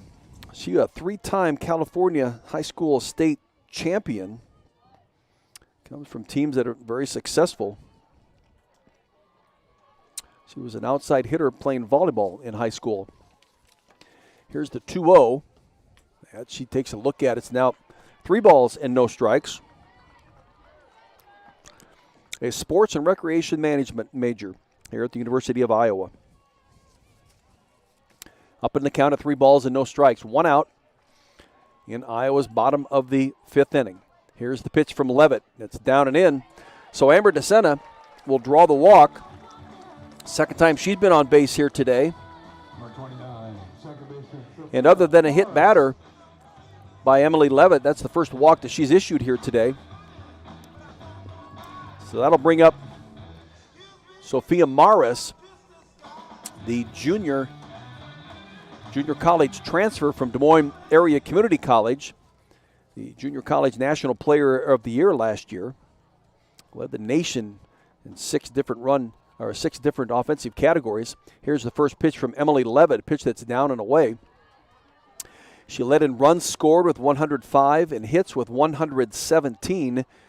Home runs with 29, RBIs with 92, total bases with 234, and she walked 40 times to lead the nation in the junior college ranks. Head coach Renee Gillespie glad to have her here. It was 0 for 1 yesterday with 2 walks in the game, and she scored 2 runs. Count even at 1-1 as she swings and misses at that pitch. 1 out. Amber DeSena at first base. The number 9 hitter in Sophia Morris at the plate. She's starting for the 23rd time. Here is a pitch that's down and away. So it's 2 balls and a strike. Morris from Johnston, which is just outside of Des Moines, or part of the Des Moines metropolitan area.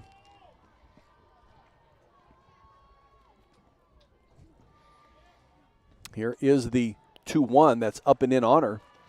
So now it's 3 balls and 1 strike. So Kinch will head out to the circle and have a chat with Emily Levitt. Freshman, pitching pretty well. This is her 17th start. She's thrown 5 complete games, so certainly not new to the complete game. She had under 100 innings pitched, so she's over 100 innings for the season now at 102. Had 132 hits given up coming into the game. She's now up to 136. Giving up 85 runs, 75 earned. That's a 5.38 ERA. So she definitely a hittable pitcher, as evidenced yesterday when Kalena Burns clubbed a 3-run home run in the bottom of the 6th inning. She's walked 63 coming into the game, now 65. She has 75 strikeouts, make it 77 with 2 here today. Here's the 3-1 from Emily Levitt. Morris will get around on it and foul it back just behind Bob Pearl Field.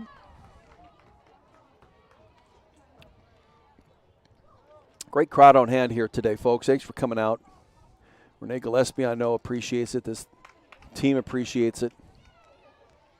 Beautiful facility here at the U. Here's the 3-2 from Emily Levitt on Sophia Morris with Amber DeSena at first. Here is the pitch she swings at and will foul it back.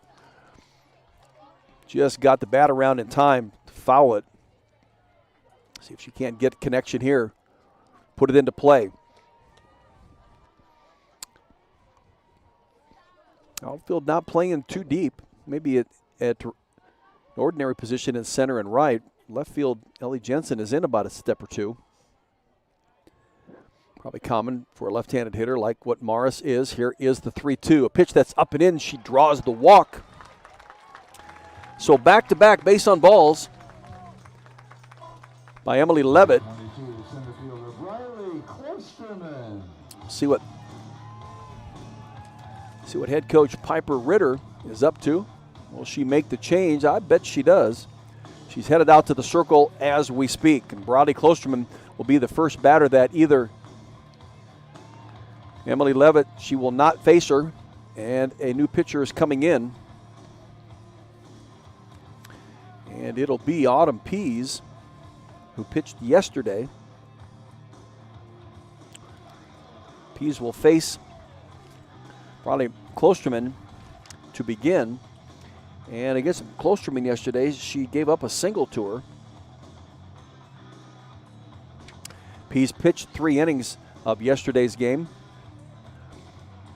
Gave up 3 hits, 4 runs. 2 of them were earned.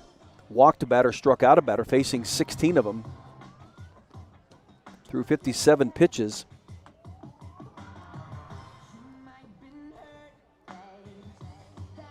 Pease now making her, this will be her 24th appearance. She has started 15 times, but she also has come on in relief. After yesterday, 102.2 innings, giving up 128 hits, 80 runs, 66 of them earned. She's got a high ERA of 4.50, has walked 46 batters and struck out 99. She part of that 1-2 punch for the last 3 years with Amber Pfizer.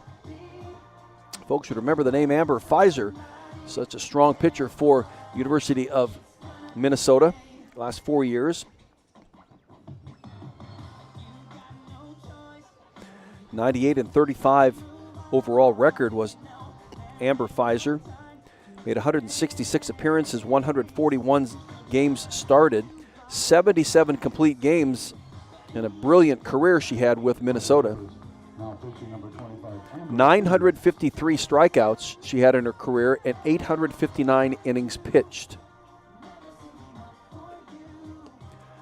2018-2019, she was averaged 250 innings pitched in those years. Those are years that Minnesota would enjoy going to the NCAA regionals and made a World Series in one of those years.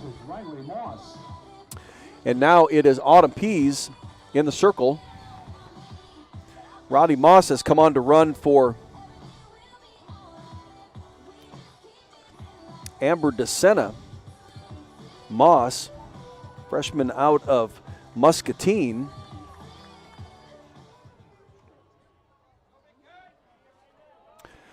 Hawks down 1. They need at least 1 to tie. They got Roddy Moss at first. Actually, she's on second running for Amber DeSena. Morris running for herself at first base after drawing a walk. Back-to-back walks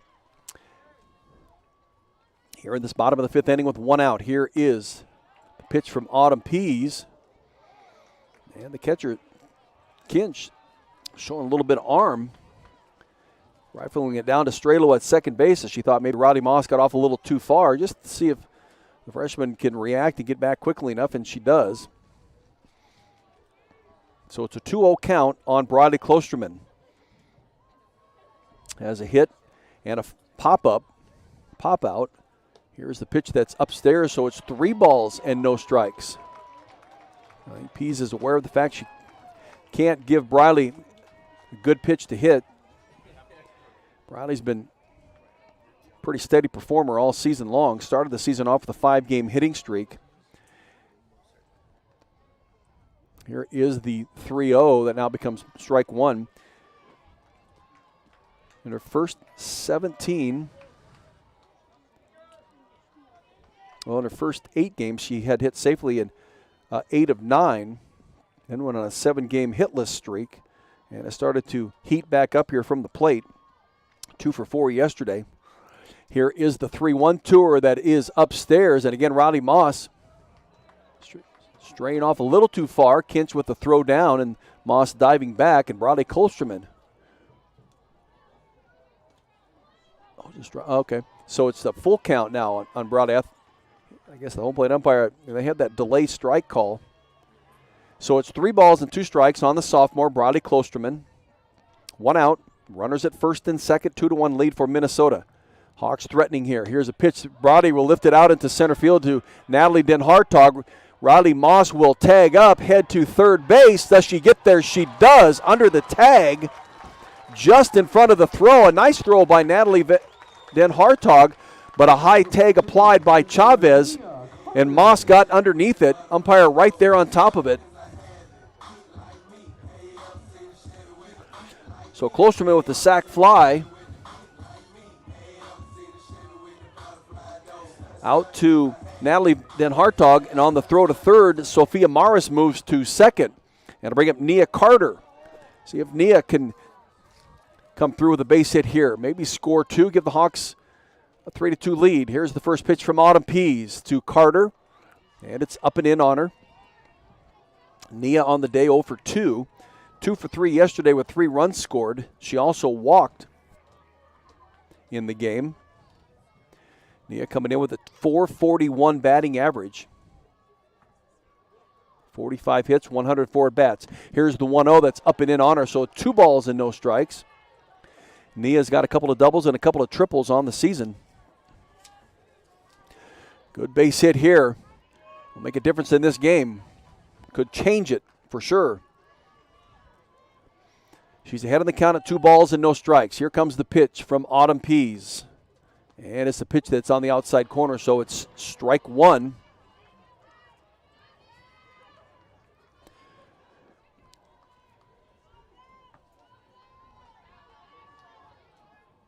Nia didn't get any hits in the Maryland game. She was 2 for 2 in the Drake game Wednesday night with an RBI. A double and a triple were those 2 hits. Here's the 2-1 that she'll hit off the fist of her bat. It's up and in on her.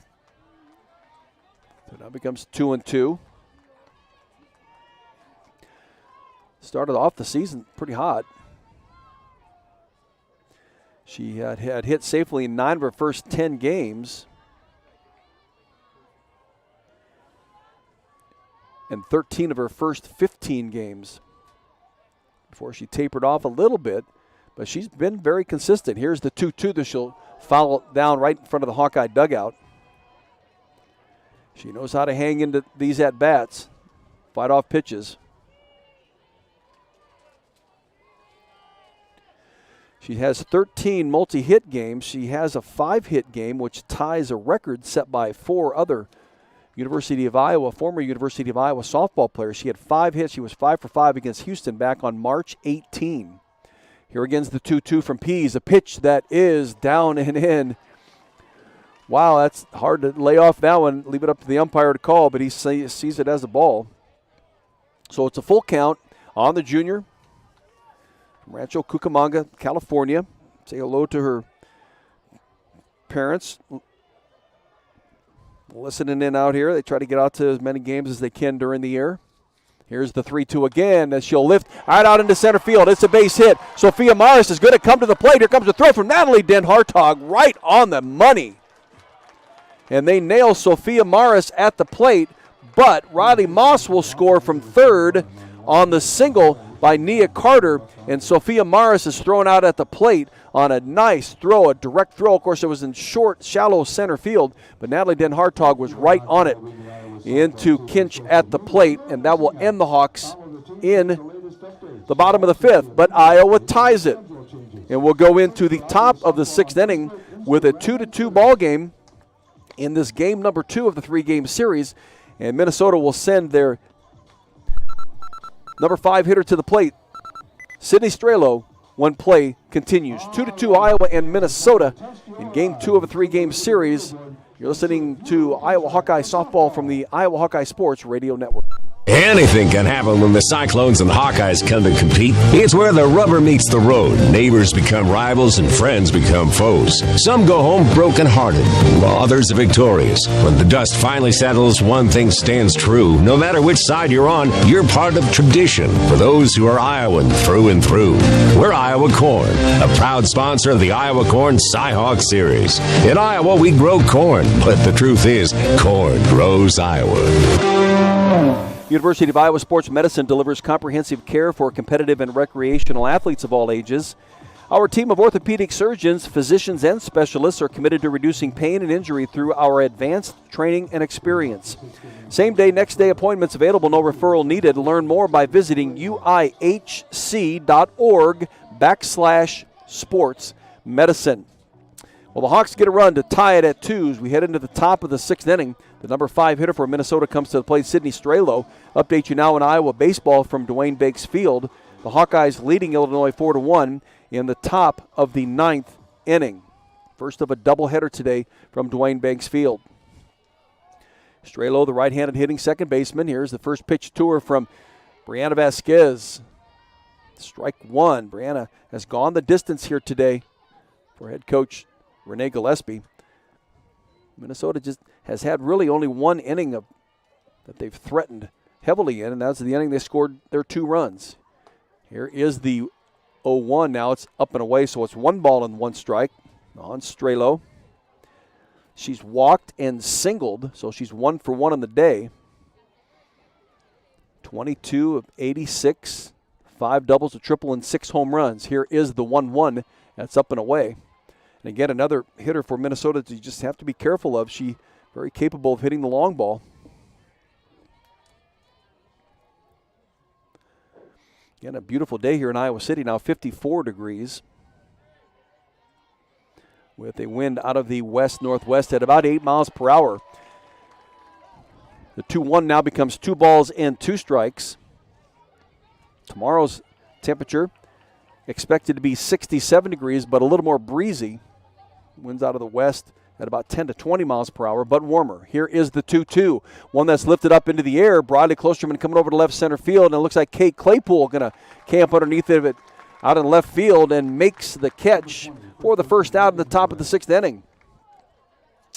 Brings up Megan Dre.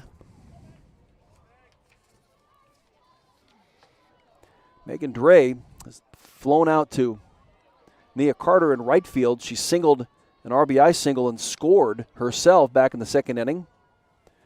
See the second of the 2 runs scored. Here's the first pitch to her from Brianna Vasquez, an off-speed pitch that Dre will get around on and hit it foul down the third base line.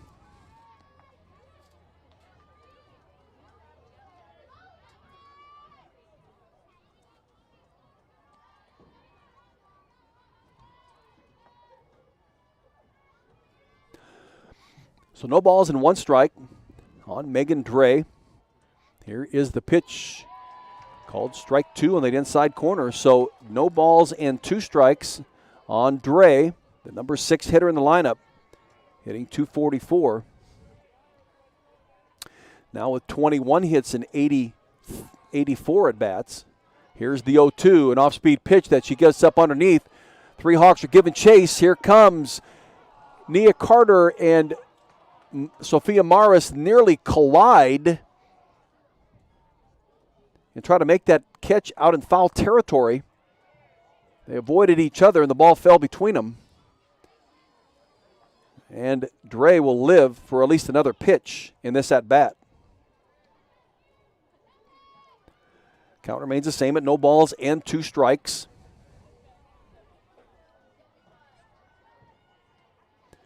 Here is the 0-2 from Brianna Vasquez, an off-speed pitch that's outside. 1 ball and 2 strikes.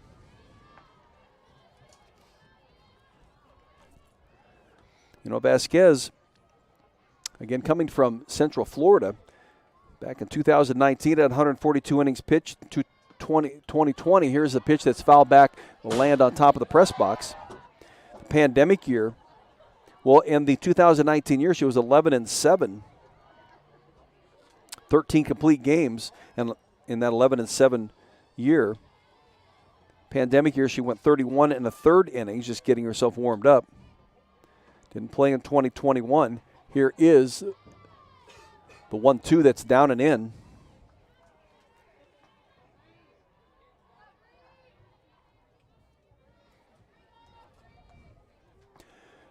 A lot of encouragement from the fans. She does have 4 complete games this season. Has gone the distance here for the Hawks in this Game 2 of Minnesota. Here is the 2-2 that Dre will not go around on. She checks swings, appeal down to the first base umpire, and he says no. So it's a full count. Again, this at-bat was extended as a foul ball that could have been caught by 3 Hawks. Fell between 2 of them. Here's one that's lifted out to left field. It's going to bounce right in front of Kate Claypool.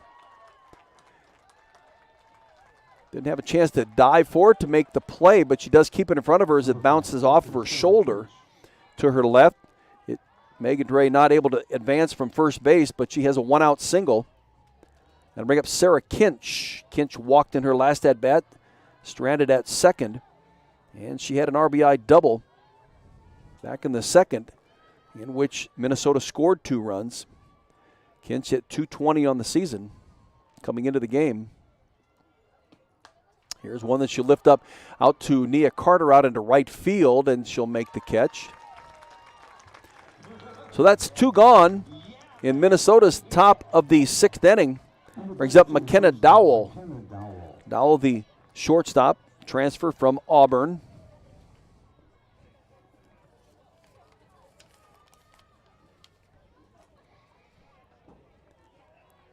.250 average coming in, 23 hits and 92 at-bats. Sacrifice bunt in her last at-bat. Here's the first pitch to her. That is down and away. She singled in her first at-bat today, that back in the 2nd.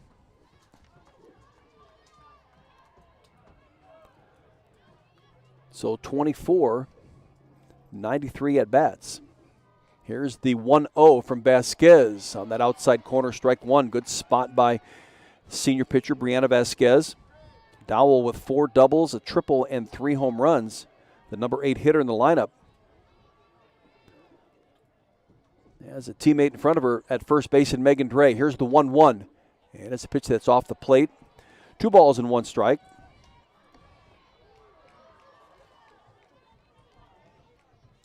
Iowa won the opener yesterday 9-8. Falling behind 8-2. Chipped away at it, made a huge 4-run bottom of the 6th inning to take a 9-8 lead. Here's a dribbler right to Kalena Burns. It bounces off her. Can she get to the base before Dowell does? And she does. Nice play by Kalena Burns to end the Minnesota Golden Gophers in this top of the 6th inning. Hawks are coming to the plate in the bottom of the 6th. They got 1 in the bottom of the 5th to tie it. Tristan Doster will lead it off, the number 3 hitter. When play resumes, this is Iowa Hawkeye Softball from the Hawkeye Sports Radio Network. Looking for a place to go before and after Hawkeye home games? Make a night of it at Graduate Iowa City Hotel. Take advantage of our in-house Topgolf Swing Suite for a full bar and a menu of American classics, and most importantly, a selection of exciting virtual games from favorites like golf, football, and baseball to more unique options like zombie dodgeball. Call 319-337-4058 for details and reservations at Graduate Iowa City Hotel. Home of the Hawkeyes is Finkbine Golf Course and Bumps Restaurant, open for the 2022 golf season.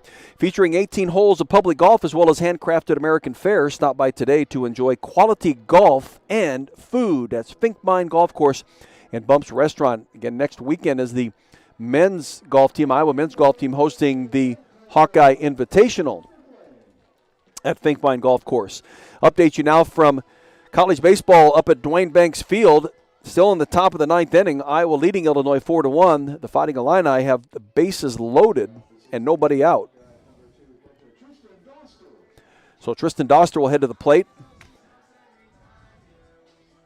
Doster struck out in their last at-bat, singled in her opening at-bat today, was 1 for 4 yesterday with 2 RBIs. She was 1 for 3 in the Drake game, that being a double, an RBI double in that game to help the Hawks win that one 3-2. Of course, that came on a solo shot from Denali Lecker in the bottom of the sixth, take the 3-2 lead. Autumn Pease in the circle, the senior for Minnesota. Senior out of Marietta, California. Transfer from Idaho State. Has had some great success with the Gophers. Up in the count at no balls and 1 strike on Tristan Doster, the freshman catcher. Here's one that's fisted off of her, and coming in to make the catch from first base is Dre. And so that's 1 out in Iowa's bottom of the 6th. Kalena Burns now will step to the plate. In yesterday's bottom of the 6th inning, Kalena had 2 teammates on base, and she helped them cross home plate with a 3-run home run. Gave the Hawks their 4 runs in that bottom of the 6th to take the 9-8 lead, in which they would eventually win by.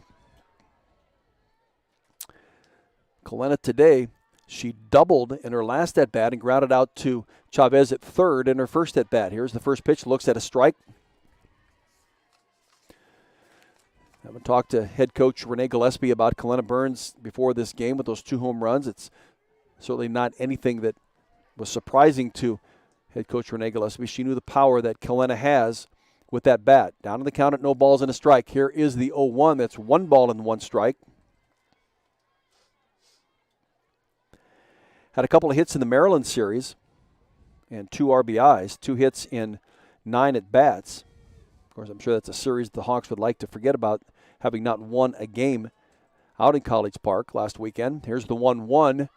That is called strike 2 in the inside part of the plate. Kalena now got to be a protective hitter here. Swing that bat.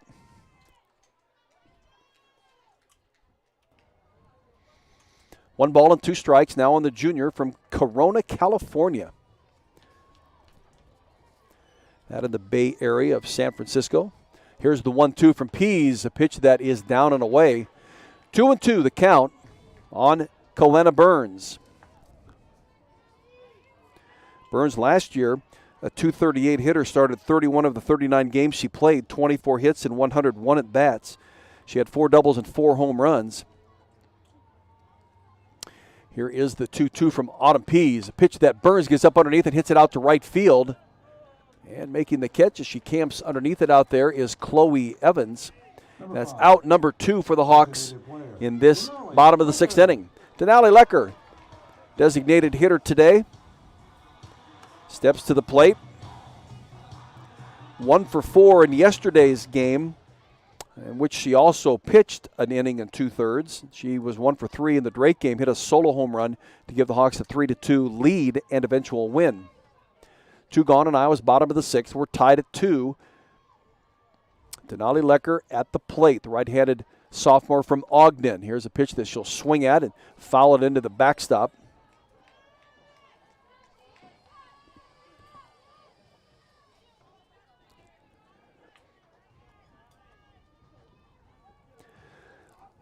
Lecker on the season with 5 multi-hit games. Has a 3-hit game against Kansas when she was the designated hitter. She's down on the count at no balls and a strike. Here's the 0-1, an off-speed pitch that she doesn't go after. You can see her bend the knees and start to swing that bat, and seeing how it was going to drop away from her. So she pulls the bat back, and it's ball 1. 1 ball and 1 strike. Denali getting a ton of time in the circle this year, as the Hawks lost 3 of their performers last year in the circle. Here is the 1-1. Now it's 2 balls and 1 strike. Unfortunately, had to say goodbye to Allison Ducey and Sarah Lehman and Lauren Shaw. Didn't leave the Hawks with much experience in the circle coming back. Denali, only a few innings pitched last year. She's done admirably well here this year. Here's one. It's an off-speed pitch. She'll lift it to the infield, and Dowell will trot back to just deep shortstop, make the catch, and the Hawks are 3 up, 3 down in their bottom of the 6th inning. We're through 6, going to the top of the 7th inning. Hawkeye baseball is currently in action. And the Minnesota Gophers will be coming to the plate. They'll have the number 9 hitter, Kayla Chavez, and then to the top of the order we go when play resumes. 2-2 Iowa, Minnesota in game number 2 of the 3-game series. This is Iowa Softball from the Hawkeye Sports Radio Network. In Iowa, we grow corn, a lot of corn. We love seeing our farmers in the fields, and although they're perfect strangers, we know them. We know them by their equipment covered in dust. We know them by their work ethic, where days off don't exist. We know them by the way they wave, passing strangers alike on a 2-lane road. We know them in the midst of our kitchen as we prepare another family meal. In Iowa, we grow corn, but the truth is, corn grows Iowa. The Iowa corn farmers are proud to be on the sidelines for the Iowa Hawkeyes. Update you now from Dwayne Banks Field. Iowa leads Illinois 4-2, still in the top of the 9th inning. 2 outs, though, and Illinois is at bat. There are runners at first and second. Iowa leads it at 4-2. So Kayla Chavez will step to the right-handed batter's box, the number 9 hitter for Minnesota. 0 for 2 on the day. And then we'll get to the top of the order. And Lauren Espelin. Here is the first pitch to Chavez. It's called strike 1 from Brianna Vasquez. Again, Kate Claypool has come in to play left field for Riley Sheehy, so she will get an at-bat when play resumes. Here's the 0-1. Chavez will hit it out to right field to Nia Carter, playing it nicely, and that is out number 1 of Minnesota here in the top of the 7th inning. And it'll bring up Lauren Espelin. Espelin 0 for 3 on the day. It was different yesterday. She was 3 for 4 with a run scored. Caused all kinds of havoc for the Hawks. Now we're going to have a pinch hitter for her. And it is Emily Hansen. Pinch hitting for Lauren Espelin here in the top of the 7th inning. Number 39, and Emily Hansen will come in making, this is her 27th at-bat on the season. She has 9 hits. Certainly very capable of putting the ball in play. Here is the first pitch to her, the left-handed hitting Emily Hansen. She is senior from Buffalo, Minnesota. And she's ahead of the count at 1 ball and no strikes. Brianna Vasquez in the circle for the Hawks has gone the distance. Here is the 1-1, and it's down and in. 2 balls and no strikes. Amber DeSena at third base. Grace Baines at short. Sophia Morris at second. Kalena Burns at first. The battery of Brianna Vasquez and Tristan Doster. Claypool playing left. Klosterman in center. And Nia Carter in right. Here's one that's dribbled onto the ground to Sophia Morris. She quickly there to pick it up and on to first base to Kalena Burns for out number 2. Brings up Ellie Jensen, the second hitter in the lineup.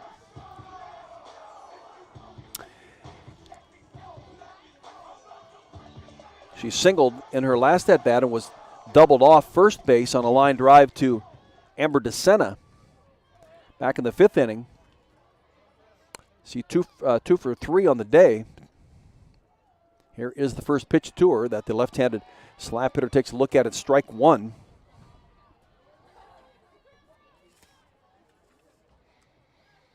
Ellie Jensen was 5 for 7 in the Illini series last weekend.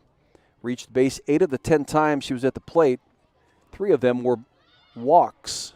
Here's a pitch that she looks to bunt, pulls the bat back, and it's down and in, so it's a ball and a strike. An interesting weekend for Minnesota that did drop 2 of those 3 games. They had good output at the plate. Defense may have been their nemesis. Here is the 1-1 that's lying down the third base line and foul. So 1 ball and 2 strikes. 2 gone, and Minnesota's top of the 7th. We're tied at 2s.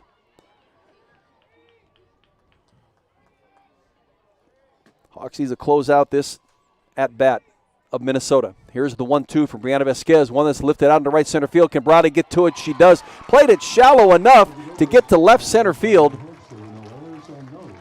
and bring in the fly out. 3 up, 3 down for Minnesota in the top of the 7th inning.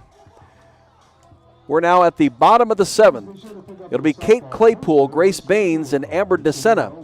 That is 6, 7, and 8 in the batting lineup when we return. 2-2 Iowa in Minnesota. This is Iowa Hawkeye softball from the Iowa Hawkeye Sports Radio Network. Hi, Hawkeye fans. My name is Denali. And I'm Briley, and we're members of your Iowa Hawkeye softball team. Our team is striving to be number 1. And that's why we trust our vehicles to Iowa City Tire and Service, the #1 automotive shop in Iowa City, where service actually comes first. Iowa City Tire and Service, where their customers become friends because they treat you like family. Find them at 410 Kirkwood Avenue or online at ictire.com. Proud sponsors of Hawkeye softball. Well, after today's game number 3 tomorrow will be a noon start right here at Bob Pearl Field. Just another glorious day, so come on out. You may have to get here early. Not many seats left here today. You'd be surprised. There's a nice crowd here on hand for Hawkeye softball, and Iowa hosting Minnesota. Game number 3 tomorrow begins at noon.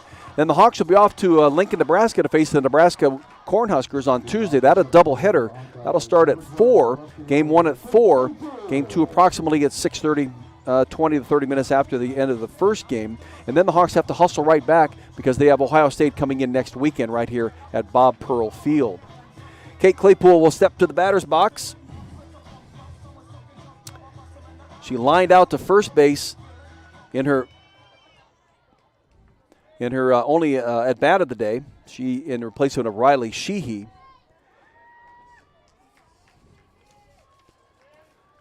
And she's working against Autumn Pease, the senior pitcher for Minnesota. Here's the first pitch. It's called strike 1 in the inside corner. For Claypool, she doesn't have any batting average to speak of. She has, this would be her 7th at bat on the season. She has scored twice, though, as a pinch runner. She's down on the count at no balls and a strike. Here is the 0-1 to Kate Claypool. Really had a terrific career at Des Moines Roosevelt High School.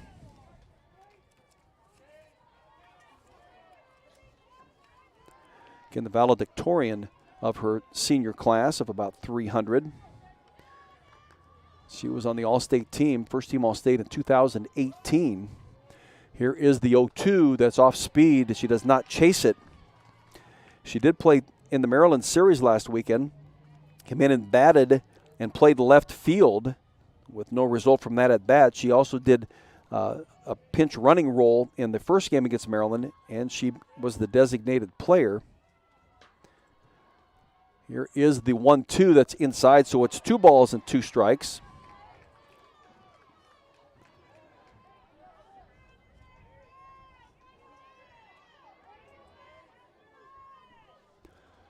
So the senior Kate Claypool has a 2-2 count on her.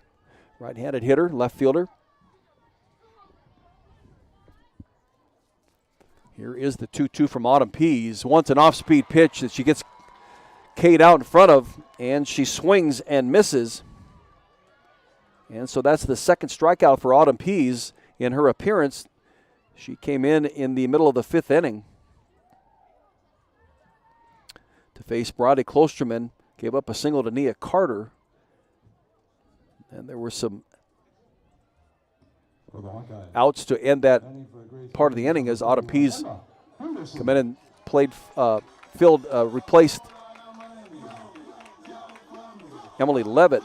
So now we have another pinch hitter for the Hawks. Emma Henderson will come in and bat for Grace Baines, freshman from Battleground, Indiana. Here's the first pitch from Pease, one that Henderson will hit right to second base. Strelo over to Dre, and that's a quick out for Emma Henderson. 2 gone, and it brings up Amber DeSena. DeSena walked in her last at-bat and would get around the diamond and score. On the single by Nia Carter. 2 outs in Iowa's bottom of the 7th. We're tied at 2s, and at worst, we'll go to extra innings. See if Amber can get things started to change that thought. First pitch is down and away from her.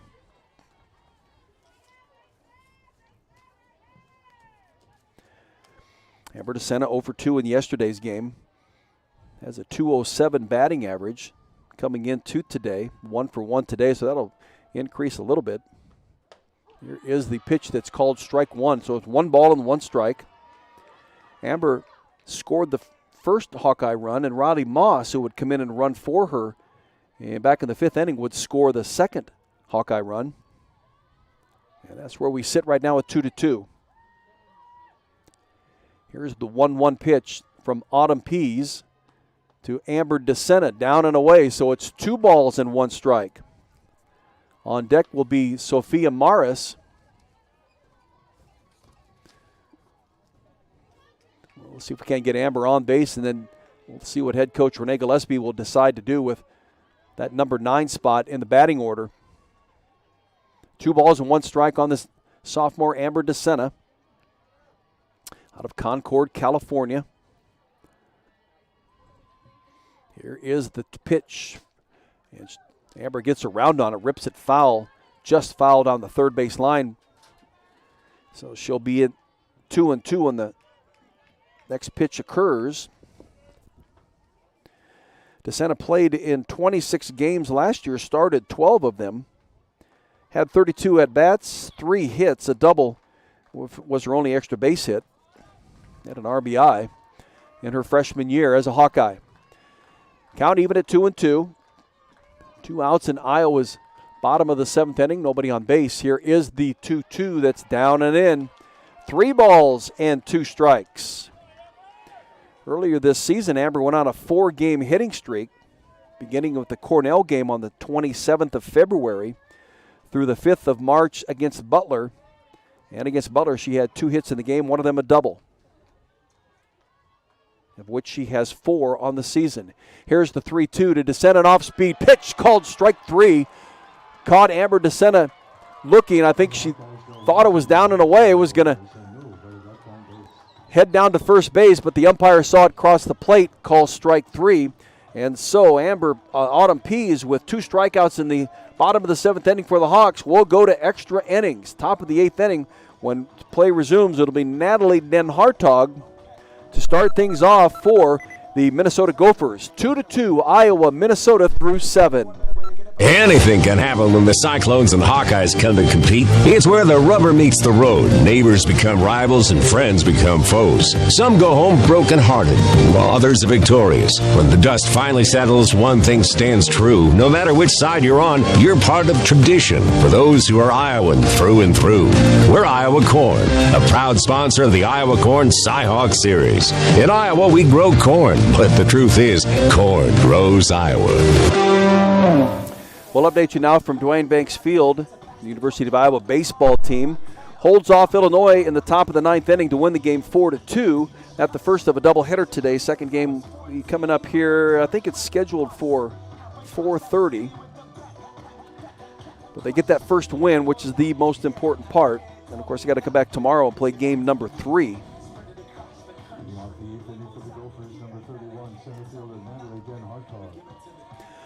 So we move into the top of the 8th inning, my friends. We're at a 2-2 game. Minnesota scored 2 in the top of the 2nd. Have not been able to get close since then. Iowa with 1 in the bottom of the 3rd, 1 in the bottom of the 5th to tie it. And now we go into the top of the 8th inning. Brianna Vasquez has gone all 7 innings in the circle. And here she goes again. Going to go into extra innings.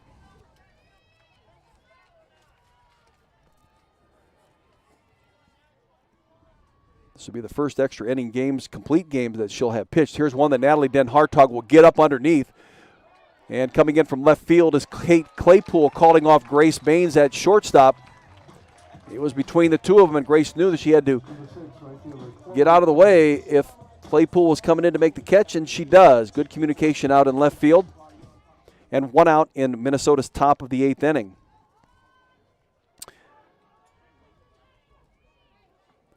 4 times in her complete games has Brianna gone 7 innings.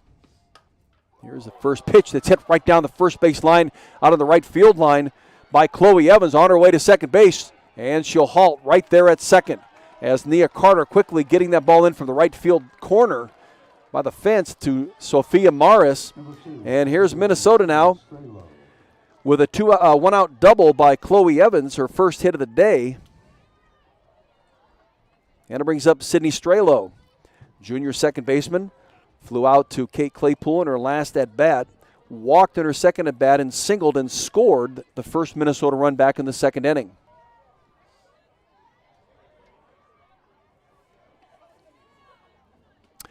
Here's the first offering from Vasquez, a pitch that's called strike one.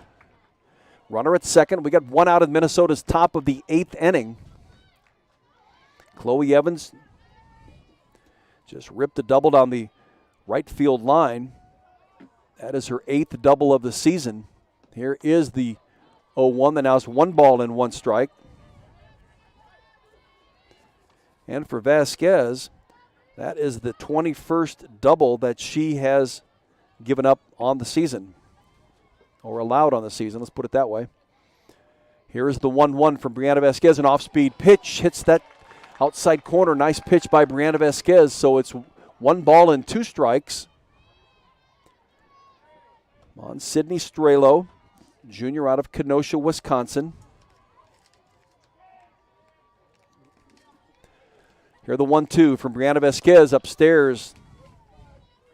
And it evens the count at 2 balls and 2 strikes.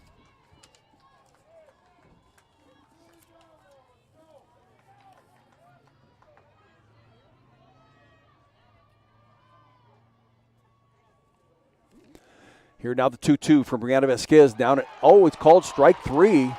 Looked down and in on her. The umpire saw it otherwise. So that's 2 gone in Minnesota's top of the 8th inning. And Chloe Evans remaining at second base with Megan Dre coming to the plate.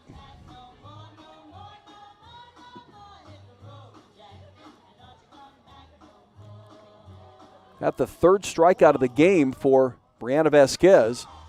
Now a little delay in the action. It looks as if maybe Minnesota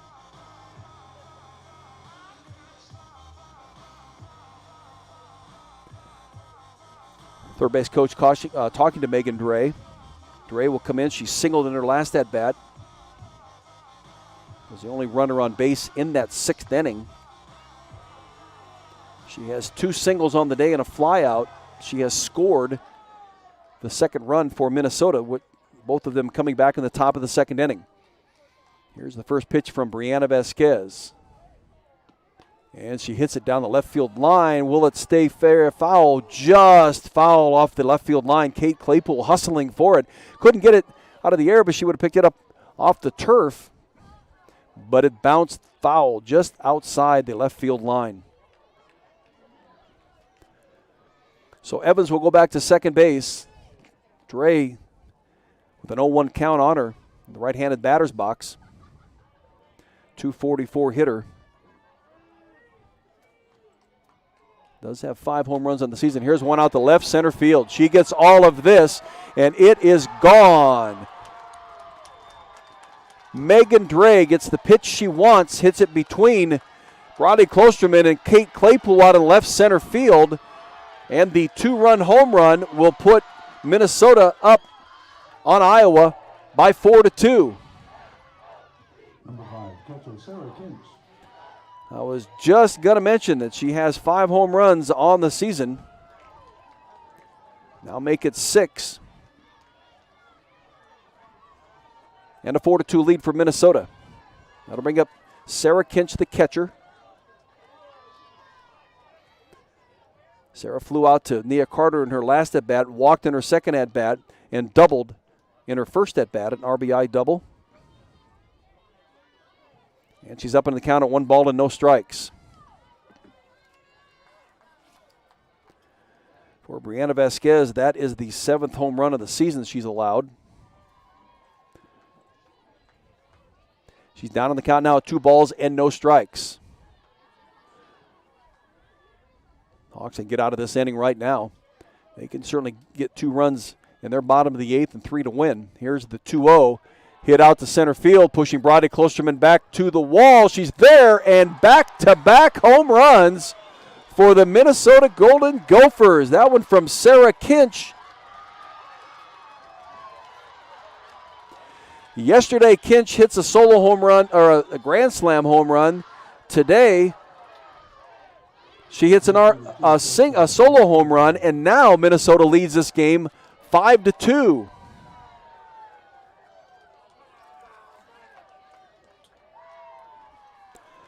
That'll bring up the number 8 hitter in the lineup, the shortstop, McKenna Dowell. Dowell popped up to Sophia Morris in her last at-bat. It was a ground ball to Kalena Burns that she stepped on first base with. Here's the first pitch that's up and in on her. She sacrificed Delaney Cox to second base back in the 4th inning.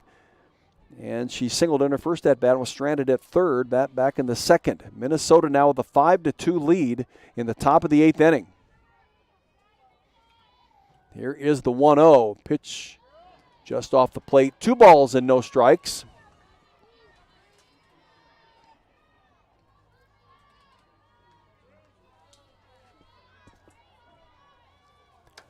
Left-handed hitting Dowell, the transfer from Auburn.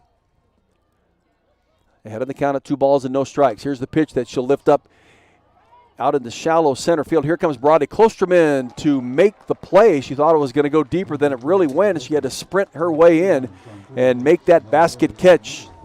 And she does. But a 2-run home run and a solo home run gives Minnesota a 5-2 lead as we head into the bottom of the 8th inning. Sophia Morris, the expected hitter in the lineup for the Hawkeyes, and we'll go to the top of the order when play resumes. This is Iowa Hawkeye softball from the Iowa Hawkeye Sports Radio Network. Looking for a place to go before and after Hawkeye home games? Make a night of it at Graduate Iowa City Hotel. Take advantage of our in-house Topgolf Swing Suite for a full bar and a menu of American classics, and most importantly, a selection of exciting virtual games from favorites like golf, football, and baseball to more unique options like zombie dodgeball. Call 319-337-4058 for details and reservations at Graduate Iowa City Hotel. University of Iowa Sports Medicine delivers comprehensive care for competitive and recreational athletes of all ages. Our team of orthopedic surgeons, physicians, and specialists are committed to reducing pain and injury through our advanced training and experience. Same-day, next-day appointments available, no referral needed. Learn more by visiting uihc.org/sportsmedicine. Well, Minnesota gives themselves a little cushion here with 3 runs in the top of the 8th inning. A 2-run home run and a solo home run. The 2-run home run coming from Megan Dre and the solo home run from Sarah Kinch. And now the Hawks got to come to the plate with a lot of batters, a lot of runners on, get 4 runs to win this in the bottom of the 8th inning. Sophia Morris will start it off for the Hawks. She walked in her last at-bat. Sacrificed in her first at-bat. Here's the first pitch that she'll foul back behind the backstop. And down on the count at no balls and a strike. 0 for 1 in yesterday's game. She had 2 walks and scored 2 runs. 1 for 2 in the Drake game. That hit was a double. She and Nia Carter had doubles in the same inning of that game. Down on the count at no balls and a strike. Here's the pitch from Autumn Pease, an off-speed pitch that's upstairs. So it's 1 ball and 1 strike. Again, the Iowa baseball team defeated Illinois today in the first game of a doubleheader, 4-2. Game number 2 coming up, I would assume, in about a half hour to 45 minutes from this time. Here's the 1-1 from Autumn Pease. Pitch that's inside. 2 balls and 1 strike. On Sophia Morris, junior from Johnston. Started her college career at Des Moines Area Community College. Had 2 terrific seasons there. The Junior College Player of the Year a year ago. Here she is as the Iowa Hawkeye. And the 2-1 from Pease. Pitch that's called strike 2 in the outside corner. Certainly want to make her throw some pitches, get her out of her rhythm, but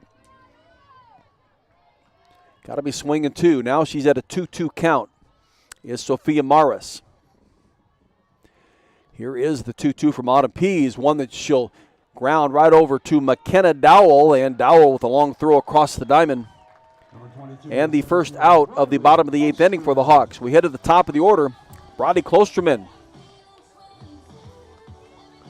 will step into the left-handed batter's box, the sophomore out of North Liberty, prepping at Iowa City Liberty High School. Brawley hit in a sacrifice fly in her last at-bat, singled in her second at-bat, stranded at third, and popped up to Dowell at shortstop in her first at-bat. Here's the first pitch to her that's upstairs. Brawley had been batting up and down the lineup in her freshman year. And I think it was at the Rutgers series when head coach Renee Gillespie moved her to the leadoff batter spot, and she really flourished from there and has been in the leadoff spot ever since, although a couple games this year she had moved down in the order. But she right back up there in the top of the order. She started every game in the outfield this year. And she started 43 of 44 games last year. Up in the count at 2 balls and no strikes. 5-2 the lead for Minnesota. This is the bottom of the 8th inning. Here is the pitch that Brody will swing and foul down the left field line and out of play. So it's 2 balls and 1 strike.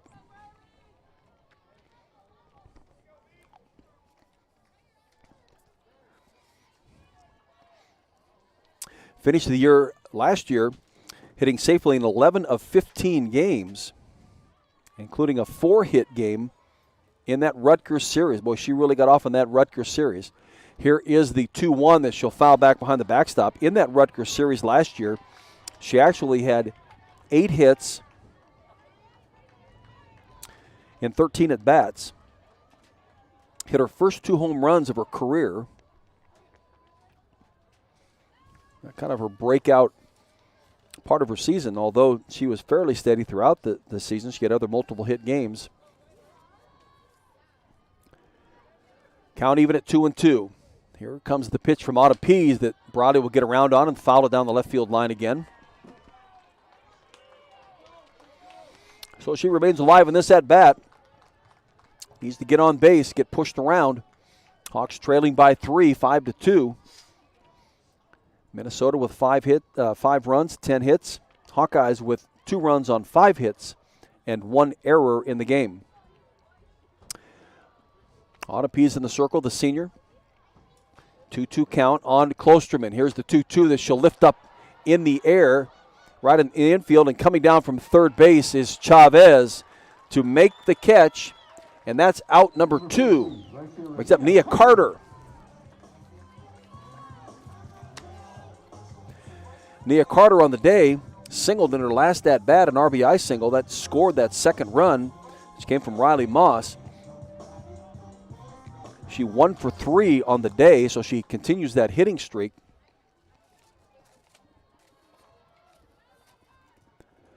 She now with 2 outs here, the Hawkeyes, bottom of the 8th inning. She looks at strike 1, squared to bunt, pulled it back, and it's called strike 1. Nia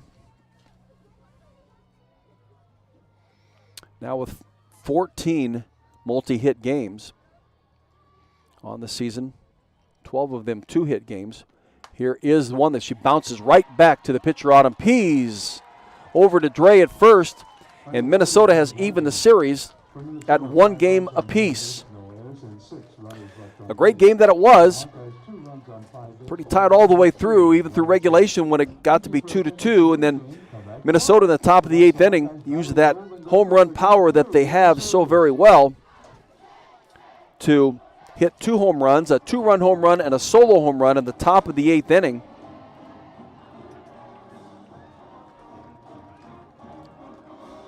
To take the 5-2 lead and eventual win. 47 home runs in 33 games for Minnesota, and that's just 20th in the NCAA. 9 different players have hit the long ball, of course, Dan Hartog with 14 of them, but today, for Minnesota, it was Sarah Kinch, who hit a grand slam yesterday, and a solo home run from solo today, and then Megan Dre with the 2-run home run just in front of her. And that finishes off the Hawkeyes here in this game number 2 of the 3-game series. Game number 3 tomorrow, noon time. We'll await head coach Renee Gillespie, who's out there talking to her softball team right now. She's being very emphatic with this Iowa softball team at this point. We'll get a chance to talk to her in the next few minutes, so we'll just maintain this live portion here on the Iowa Hawkeye Sports Radio Network and await head coach Renee Gillespie. Minnesota wins it 5-2, and I'll leave the microphone on. You can hear the activity going on outside of the press box here at Bob Pearl Field.